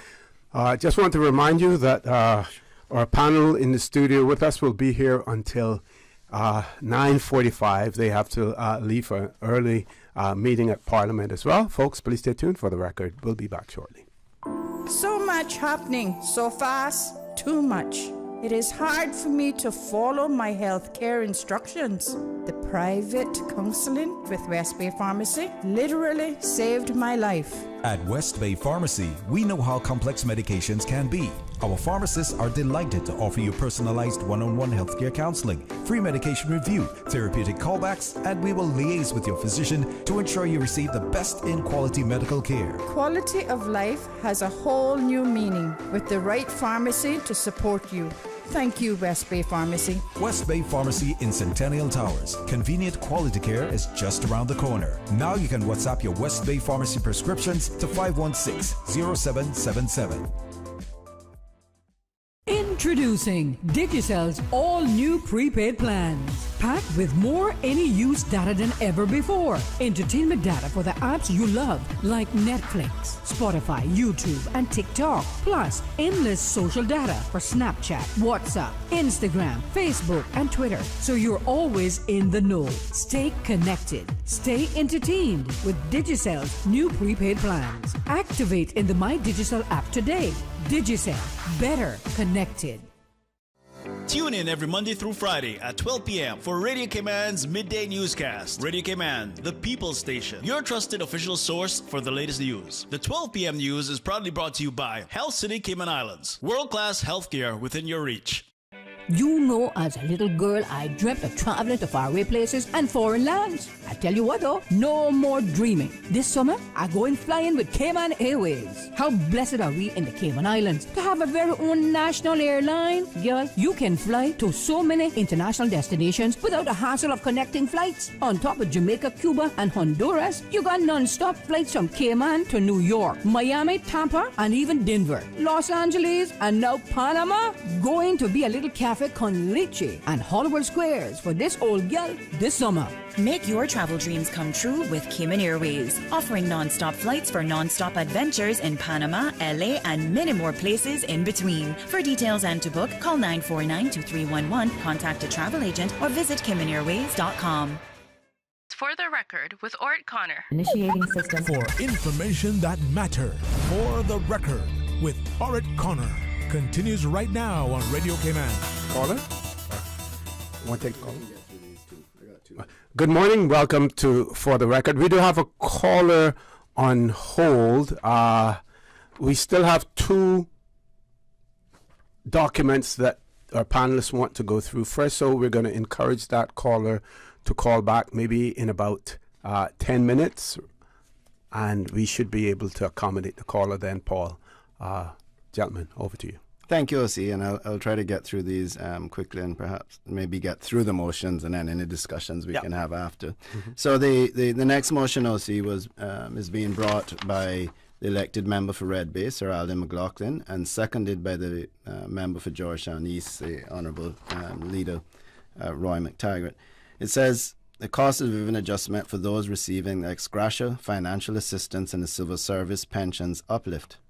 Whereas between 2017 and 2021, the recipients of long-term financial assistance, formerly known as the Permanent Financial Assistance, PFA, and the seafarers and veterans ex gratia benefits received a 90% increase in benefits from $500 per month to $950 per month in recognition of the public duty to ensure that the service to the nation of these beneficiaries is adequately recognized.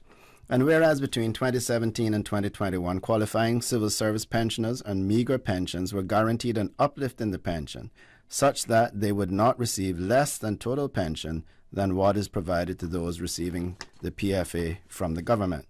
And whereas the value of the assistance provided to those on long-term financial assistance, the seafarers and veterans grants and the civil servants receiving a pension uplift has been severely eroded by the inflation over the last 3 years, the opposition has been calling for the government to increase these payments to $1,500 monthly. And whereas the opposition has consistently argued that a priority for government spending needs to be support for Caymanians facing the cost of living crisis. And whereas the government in August 2023 agreed to increase the stipend payment from $950 to $1,250 in recognition of the need for an increase given the high cost of living. However, civil service pensioners on low pensions did not receive a comparable uplift as done in previous years. So be it therefore resolved that the government considers further increasing the monthly ex gratia stipend paid to older persons and adults living with permanent disabilities who receive financial assistance, retired seafarers, and veterans and their surviving spouses to at least $1,500 effective January 1st, 2024. And be it further resolved that the government consider amending the public service pensions, ex gratia uplift payments regulations so that the minimum cumulative pension is increased to $1,250 effective August 1st, 2023, and to at least $1,500 effective January 1st, 2024, to ensure that all civil service pensioners receive a pension of at least that paid to older persons receiving permanent financial assistance from the government. So the last one is private member's motion on the sale of pepper spray for self-defense and personal protection. And this motion is being brought by the elected member for Georgetown West, Mr. David White, and is seconded by elected member for Red Bay, Mr. Alden McLaughlin. And it reads, the sale of pepper spray for self-defense and personal protection. Whereas the incidence of robberies and, in particular, armed robberies in Grand Cayman has increased significantly in recent times, and whereas many people are concerned about their safety and the need to defend themselves, and whereas a similar motion had been passed unanimously by the Parliament on October 12, 2011, but was not taken forward by the government. Now be it therefore resolved that the Penal Code, the Firearms Law, and any other relevant or consequential legislation be amended to permit the importation and sale by duly licensed pharmacies and drug stores and the use of, subject to appropriate restrictions relating to age and other relevant criteria, chemical sprays such as pepper spray, also known as OC spray, OC gas, or capsium spray, and mace for self-defense and personal protection.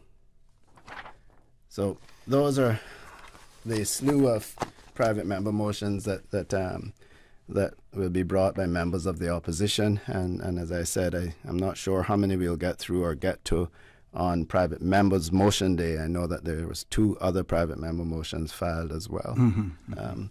So a lot of things that we've been working on over the months have built up and accumulated. I even noticed as I was reading that in anticipation of getting one of the motions done, I think we had to refile that one. The date was August 1st. We're going to have to move that that date to perhaps October 1st. But we do have quite a bit that we feel that's important for the general public and for the support, especially during these particularly difficult times with the cost of living and the expenses that our people are facing. Okay, one of our listeners just said that the price of gasoline just jumped 10 cents today. Wow. As well, wow. We have a caller. Let's try to grab the caller before we go to the commercial break. Caller, good morning. Welcome to For the Record. Oh, caller's gone. Okay. Yeah. So, well, it doesn't surprise me with regard to the gasoline, because you hear of late, you see it as well. It's increasing in the U.S. Yes, the price per barrel has increased. It's at prices now that haven't been seen in some time. So how long it will last is anyone's guess and come back down. But it's a cycle, and you normally see it rise in the summer, and in the winter it may go down in terms of travel. But then heating oil, those prices may go up in the winter because that's when the demand is there. Sure. Yep. Yeah. So, see, we're hoping that the government will at least consider some of these. I think they're timely. Especially with the upcoming budget session, and I know that there's been quite a bit of discussion around that and back and forth between members of the government and the Premier on government spending, and it was good to see him on your show earlier this Monday. I just found it interesting. I think we all found it interesting that now the focus has been turned on the 2023 the upcoming budget and the hiring of over 1,000 more civil servants. But in his memo that he sent out a couple of months ago, the Premier was very clear in his memo, which he said was leaked. In his wording, it said, in an effort to achieve affordable financial targets and ensure compliance with the principles of fiscal responsibility, each ministry, portfolio, and office is being asked to reduce total forecast operating expenditure by an overall savings of approximately 8.5%, or $47.1 million, for the remainder of the 2023 financial year. So nothing to do with the upcoming, but I mean, it has to do with the ratios in upcoming, but it's not about new hires in 2024 and that sort of stuff. The revised position will inform the basis for the 2024 and 2025 operational expenditure budgets. The attached table outlines operational expenditure targets for 2023 for ministers' portfolios and offices. So, and it says it is important that ministers' official members play a part in reinforcing this message to all of the agencies under their prospective area and take clear action to restrict operating expenditures. So this says, undoubtedly this will mean hard decisions will have to be made regarding certain planned activities. However, every effort should be made to ensure the operating expenditure targets are achieved. So I would assume that if it has to do with, because it says across all areas, but if it has to do with the hiring of over 1,000 civil servants, these were positions that would have been then approved for the current budget. But what they would like to do is cut those positions now so that they have further room in the upcoming budget. And I don't know whether that is to put those back into I don't know whether they're moving them into the upcoming budget or those positions would just fall away altogether. But reading through the lines, it would say to me that these 1,000 plus civil servants positions were approved for this current budget term. They have what they call a managed vacancies program, where approved positions within the civil service are not filled immediately, or they manage the time period in which they are filled. And at any point in time, they're going to have several hundred positions like that. And I'm pretty certain that this 1,100 he has given us is figure he's mentioned must include the managed vacancies program and the numbers of unfilled positions that exist there. That I think is the foundation and bedrock of the 1,100 people mentioned. And then you do have the extras that various ministries and departments, additional resources that they are asking for. Mm-hmm. That I think is how is how I think it is made up. So it's not that they're asking for 1,100 new positions. That clearly is not the case. To me, it can't be. The Honourable Leader issued a warning a couple of months ago now. Yeah, it has been.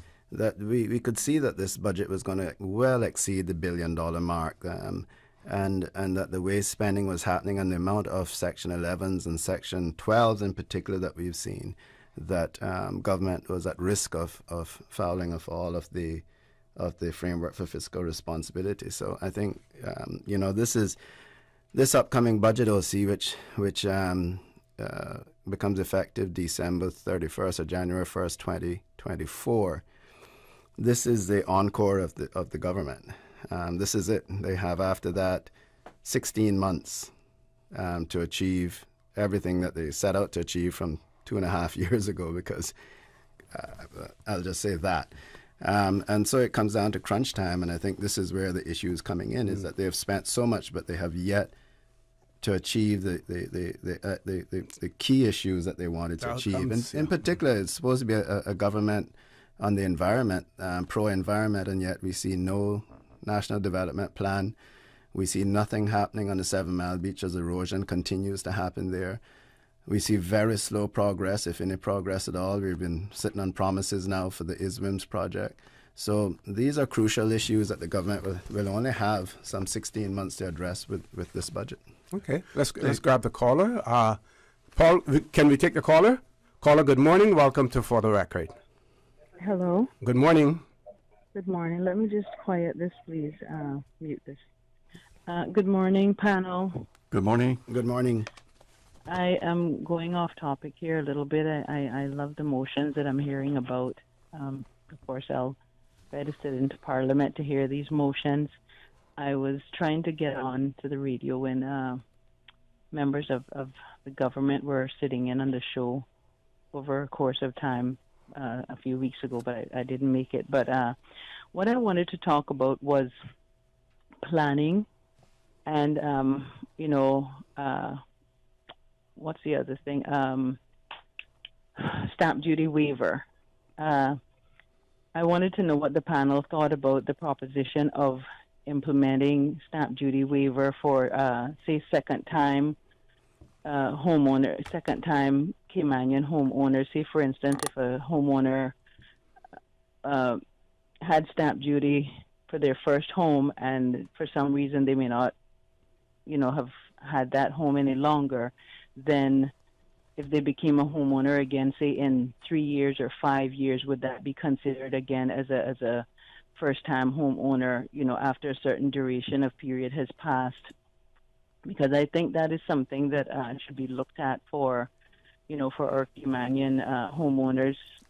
Stamp duty is very important to helping achieve that home ownership, which is, basically almost out of reach for Indigenous Caymanians at this point, with the cost of real estate in the Cayman Islands. The other thing that I have had a concern with over a period of time, like I said, I wanted to talk to the government across the board, the PAC and the opposition, is in regards to planning, is the fact that Caymanians can no longer add on to a family member's house or build a certain structure in say the property of their family member's property. And by that I'm saying years ago, and I'm only saying this too because I understand that this changed during the last administration. I was not on island and hadn't been keeping up, but especially in these times now, that something like that would definitely be a help to Caymanians, where a person could build on to their parents' house of a certain, or whoever's house, a friend or family member, within a certain square footage without actually having to go to planning, or they could build a small one-bedroom structure at the back of the yard without actually having to go to planning. I hope I'm on the right track here. So I wanted to know what your feedback was in terms of supporting that, because that helped a lot of Caymanians achieve home ownership back in the days, when we were able to add on to a structure. Now, I think with how planning has upstepped their rules and regulations, it could be considered a different type of process if that was reinstated and Caymanians were made to have to.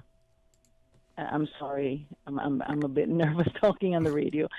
So I don't know if you guys are following what I'm saying, but I understand the changes. I know the last administration was in office for quite a long time, and I don't know where the mindset was, why planning changed up, and I think it may have been down to maybe safety issues when it comes to hurricane and that sort of thing. But what are your thoughts on perhaps bringing those processes back into force for in order to accommodate Caymanians who utilized that type of planning or that type of structuring in order to save money or have. I can speak to that quickly. And on the stamp duty, we did make allowances and make recommendations, and when we brought the motion over to how long ago now? It's over a year ago.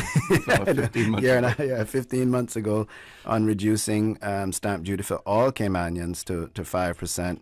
To give the competitive edge, and also to increase the stamp duty waivers for first-time Caymanians on land and and homes by 100,000, I think it was. But we also made recommendations in there that there were circumstances, for instance, where a first-time Caymanian may have lost their home due to illness, and they lost their home to the bank if there are circumstances surrounding those, and or in the cases of divorce or separation, where a couple both use their first-time Caymanian waiver to achieve that home, then they would get 50% back on their next home.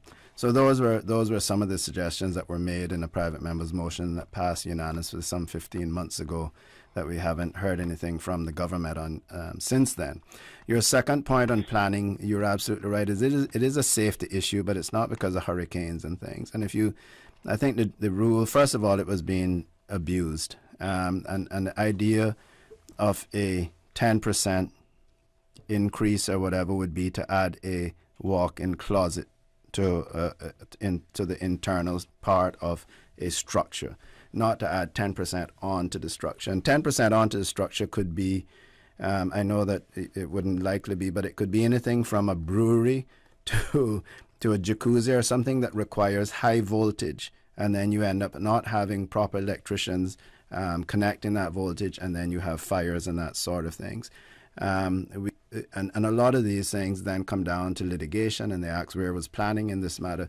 And you're absolutely right. The way that worked, something like a deck or a storage shed in the back of your yard or whatever, it doesn't go through BCU and all that. It's simply submitting a hand-drawn or drawn. On a deck, anything that's weight-bearing, they're going to ask for structural. But you hand in a drawing at the desk of planning, and then it just goes to a planner, and they'll have an inspector come out and make sure you're not putting in something that's going to draw twice as much voltage, or a major hot water heater that could burst and cause major damage, or whatever the case may be. So it's primarily around safety and protection and liability. Mm-hmm. If I could ask a question there, on the stamp duty waiver, the intention is not for any Caymanian home buyer to make a windfall off that. No. Because mention is made about, if it's a second home. Now, if you, based on... When I say second home, Mr. Connor, I mean second time. Not the second home, okay. As in one home and then another. I mean, you're having, you're not a first-time homeowner, but you're going to be a homeowner for the second time. Right, but did you make, the question is, and as I said, did you make twice your return back now instead of, now you want to buy a twice as expensive home? Or was it that you had illness and lost your job and then lost your home to the bank? So there has to be, and that's what we spoke about. Circumstance. Yes, exactly. Circumstance. Yes. That makes sense. I absolutely support that. Yes. Sorry, Mr. Connor. That's okay. That's okay. Fine. I would just remind what we said is that we were also seeking to have a permanent reduction in the stamp duty paid for Caymanians across the board from 7.5% to 5%. Okay. Paul, we still have another caller on hold as well? Yeah, I wanted to say quickly. Sure, go ahead. Take your time. I hope all of all of government collectively can work to see about reinstating how Caymanians, because as I said, those somehow we can put together the previous way. We were allowed to make additions to our homes, especially when we say we're making additions to our home in order to accommodate a growth in family, or in order to accommodate a young family of extension of our family who wants to save money so they can accomplish home ownership. I mean, no longer can a Caymanian pay down on a piece of land. You remember many years ago we could pay down we can't pay $1,500 down now, but you could pay $1,500 down and you pay $700 every month, and after a certain period you could start building on that land. All of that, I understand, has been eliminated, and I would like to see the government collectively work together to look, to combine is the word I'm looking for, those processes and the new processes, and come in the middle to try to find a way for Caymanians to get back to where they can do those things, where they can make build a small structure at the back of a family estate or something, in order to help them save money if they want to become homeowners, and or in order to alleviate the pressures of having to go out and pay these expensive rents, because there has to be something done. There has to be a middle ground and a solution found, because we see the population is continuing to grow in Cayman, and Caymanians are being outmarketed in the home ownership market. We're not able to, at Lands and Registry, the guy told, the director there, I don't know if he's the director, but he told me a few weeks ago that Caymanians are still buying properties and still as much becoming homeowners. I don't agree with that based on the feedback I am getting, based on the market that I'm seeing with real estate. And it depends on your definition of Caymanian too. Even though the legal definition is all inclusive, but yeah. Right. I'm going to say indigenous Caymanians, native Caymanians, and I'm not trying to be prejudicial against anyone, whether acquired by status or not, but I am speaking of our native Caymanians, because this is what I'm seeing, is that we're getting outmarketed in the real estate market. The island geographically is only such a size. I mean, we combine the three islands and we still can't say that we're even a portion of the size of perhaps even Jamaica or something. So we have to be mindful of how we're going to afford provisions for Caymanians to become homeowners, because we can't afford to rent, and all the properties are being rented to immigrants that are coming here to work. So we have to find a balance somewhere. So I hope the governments can work together to combine the old processes and the new processes. Well, caller, we have two motions that we are bringing that speak directly to everything you just said. And so, yes, I do hope that the government will support those. But we have, one motion that speaks, will speak holistically to affordable rental and home ownership for Caymanians. Okay, I want to thank you, caller. Thank you very much for that, guys. because I guess that they'll be leaving us in a few minutes as well. Paul, you still want me to go on? Or are you ready for... Okay, gentlemen, we're having some technical issues with the computer, so they've said you can continue to talk. So you can use whatever opportunity you want for closing. Well, I'll just finish off by getting back to what we were discussing, and that was, the memo that went out from the Premier to everyone in the civil, inside the government building with regard to cutting expenditure. I mean, and I said it, and I will repeat it as often as I can. It is a huge order to ask them to cut 47 or 40, let's just say 48 million over the remaining 4 months of the year. That's $10 million in spending a month. And I think what we are forgetting in all of this conversation, the expenditure, they know what it is to be. They approved it. Mm-hmm. It was approved in Parliament, and anything beyond that, Section 12, that all comes to Parliament before it can be spent.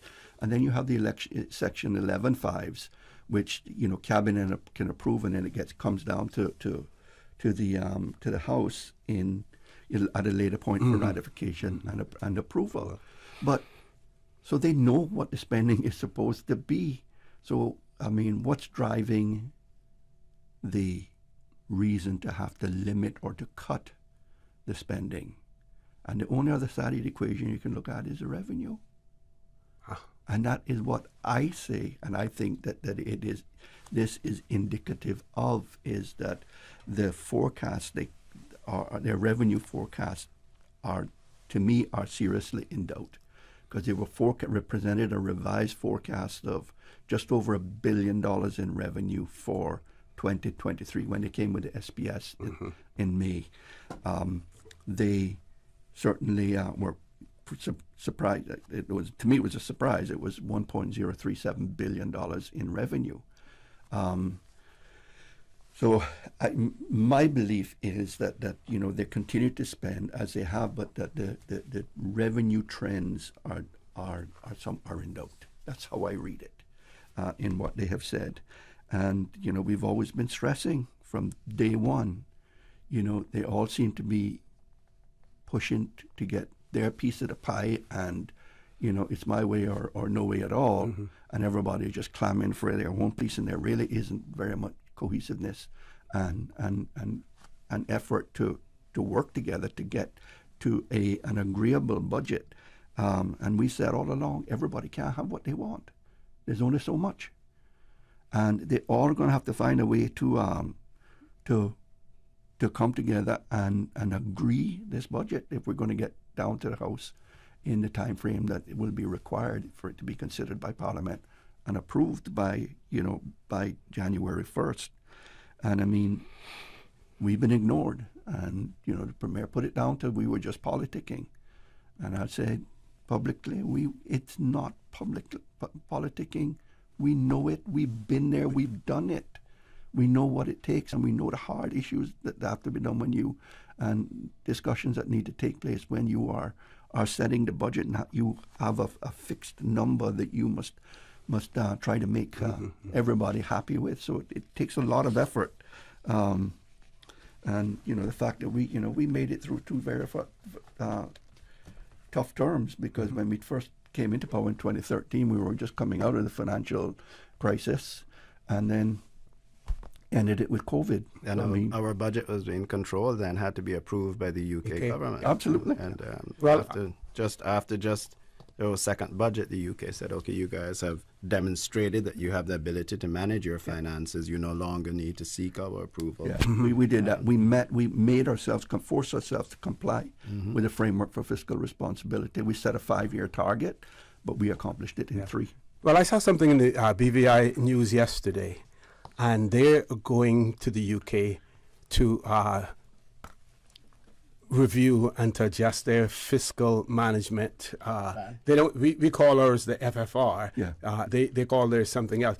But the minister there indicated that there were several other overseas territories that were going to the UK to do the same. Of course, he didn't name those overseas territories, but that was interesting. I think he sort of like let the cat out of the bag there to a certain extent. But before you go, Mr. Hugh, yesterday I happened to be at the government administration building, and there was a lady there who was obviously in distress in terms of her ability to walk. I think she was waiting for a wheelchair to take her to the employee entrance of the government administration building to catch the electric vehicle that would take her over to the parking lot. And I was told, and I really wanted to get in touch with the deputy governor before I raised this, but I just wanted to get your view, your take on it as well.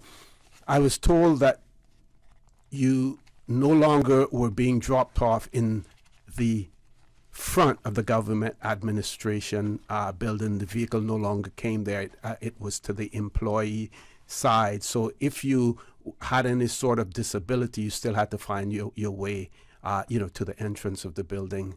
When you were in charge of that whole project, what was the whole idea, and would you see any limitations as to why that vehicle can no longer come in the front of the government administration building? I certainly wasn't there for the design of the building, but there are some handicap parking in front of the government administration, on the side there of the government administration building, which if you have the decal, you should be, the security should let you through if there is available parking. I think the reason perhaps they're doing that is because that is where the ramp for the disabled person's ramp, or wheelchair ramp, if you want to call it that, but many people who are unable to walk comfortably use the ramp as well. That's where it comes down, is on that side of the building next to the handicap parking spots. So I think the original design was done that way, that the ramp to the front of the government administration building starts right at the handicap parking area. So that's one reason why I guess they would bring them to the side of the building, is so that they have easy access to the ramp to actually get up to the front. This person said that they were always drop off right in the front of the building. But then they would have to walk up all of those steps. To the door, right to the door. Oh, so they drove up the ramp. Yes, yeah. Uh-huh. So they drove up the ramp. Okay, I don't know why they wouldn't drive up the ramp, I guess. Yeah. I'm going to contact the deputy governor to find out, because those persons. Remember that cart crashed once. So maybe. I wonder if there wasn't some sort I wonder of if there's something there. to do with that. We will try to find that out as well. Paul, should I just give them the opportunity for some closing comments, or you want me to come to you now? Okay, gentlemen, I know you had to leave here at 6:45 minutes now, but closing comments if you so wish. No, as always, OC, just for me to thank you, and thanks to everyone who is listening as well. I hope they found the conversation useful and helpful to them as we strive to fulfill our responsibilities as parliamentarians. Thanks also to the caller who called and made some really salient points that I think that were useful, and hopefully we are, as indicated, our motions will address those issues that she raised. So she said she was a little nervous, but she didn't have any problem articulating herself. She's fine. Yes. She did fine. Yeah. But so I guess we'll see you after Parliament. Okay. Over. Yeah. Look forward to it as well, Paul. Let me just quickly. Thank you again for having us on. I do want to do 3 very quick birthdays to very special people for me. I know I'm going to get clobbered over the head by at least one for it. But very special lady, Miss Laura Lee Hendricks. Her birthday was yesterday. My very good friend and very special person, Miss Peggy Bodden, her birthday will be on Friday. And Miss Dorothy Campbell's birthday on Saturday. So I want to send birthday greetings and blessings to those 3 lovely ladies, and I hope they have a wonderful day. I hope Miss Laura Lee had a wonderful day yesterday, and I'm hoping that Miss Peggy and Miss Dorothy will have a wonderful day when it comes. Okay. And thank you. Paul, over to you.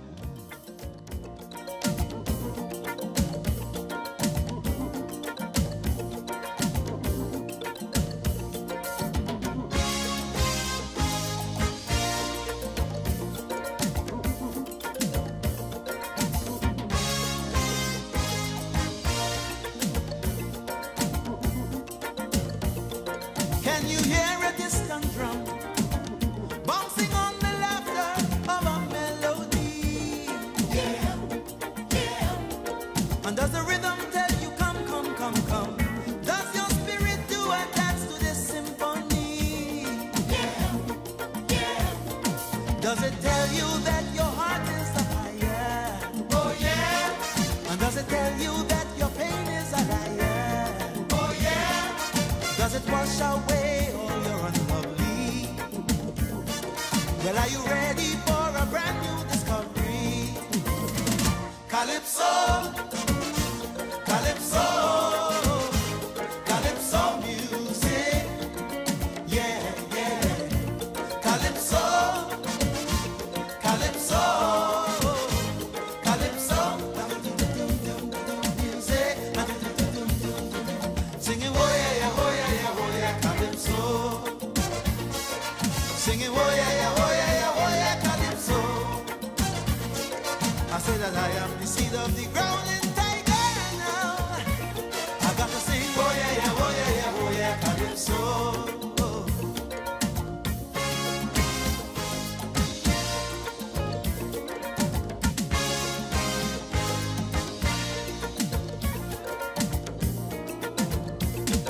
It is a living vibration, rooted deep within my Caribbean belly. Lyrics to make a politician cringe, or turn a woman's body into jelly. Shake it, mama, shake it, mama. It is a sweet soca music, Calypso. They could have never refuse it, Calypso. Did you know that you can send money transfers to financial institutions anywhere in Jamaica with JN Money? You mean I can send money straight to my account and cut out the middleman? Yes, that's exactly what I mean. You send your own money to your own account, giving you peace of mind that the money is in your account. JN Money Transfers to Financial Institution is another convenient service offered by JN Money. You can have this done from any JN Money location. Deposit your money straight to your account without the hassle of asking someone to do it for you. JN Money Transfers to Financial Institutions, making life easier. Are you feeling sick but don't feel ill enough to go to the doctor? Ask your pharmacist for advice. Here at West Bay Pharmacy, our pharmacists have been trained to offer helpful, easy-to-understand advice on the treatment of everyday minor ailments for yourself and all the family. Anything from headaches, cough, and sore throat to cold sores, our pharmacists will know when medical help is needed and will not hesitate to refer you to your doctor if your symptoms demand it. Like doctors, our pharmacists have a professional code, which means all personal information you give them will be treated in the strictest confidence. Visit us today at West Bay Pharmacy, where we care about your health. Your dream home starts with a vision, and often inspiration is at the heart of that vision. Brand Source Home Gallery's in-house designers are here to help bring your vision to life. Whether you're remodeling or building a new home, Brand Source Home Gallery is your one-stop solution. Explore their kitchen cabinets, sinks, faucets, bath fixtures, tubs, vanities, and more. Let Brand Source's designers help and inspire you with your next project. Call 623-5000 and schedule an appointment with a design expert at Brand Source Home Gallery, Dorsey Drive, Industrial Park, serving Cayman for 50 years. Satisfaction is guaranteed 24 hours a day, whether it's music or information. From Grand Cayman to Cayman Brac to Little Cayman, we've got you covered. You ever hear a thing like that? Radio Today's Cayman biggest and the news. Cayman Islands. Radio Cayman.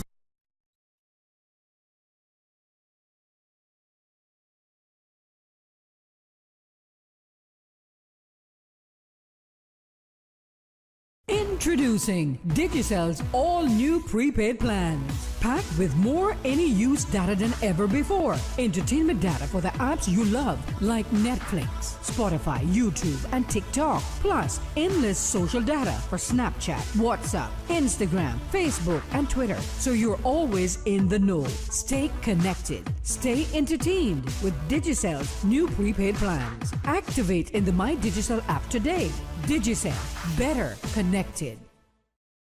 Tune in every Monday through Friday at 12 p.m. for Radio Cayman's Midday Newscast. Radio Cayman, the People's Station, your trusted official source for the latest news. The 12 p.m. news is proudly brought to you by Health City Cayman Islands. World-class healthcare within your reach.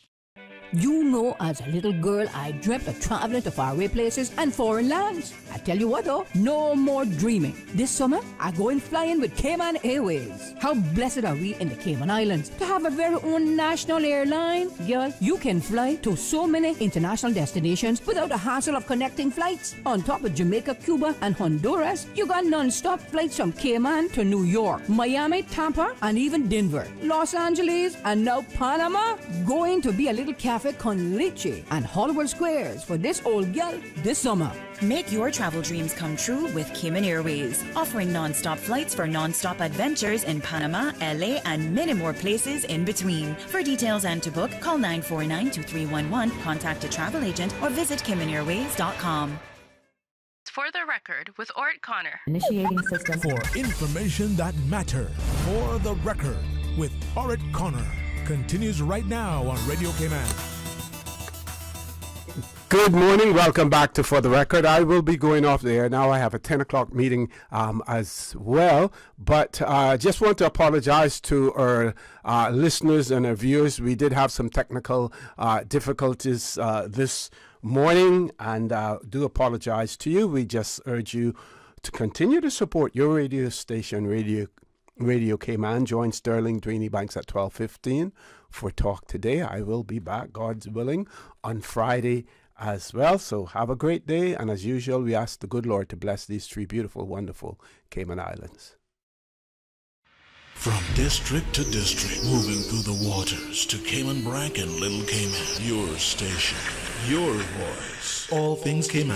One radio, many people. This is home. Radio Cayman in the Cayman Islands. Today's biggest news. Radio Cayman. Your voice, your choice. Local, regional, international. This is Headlines from Radio Cayman's newsroom. Today's biggest news. The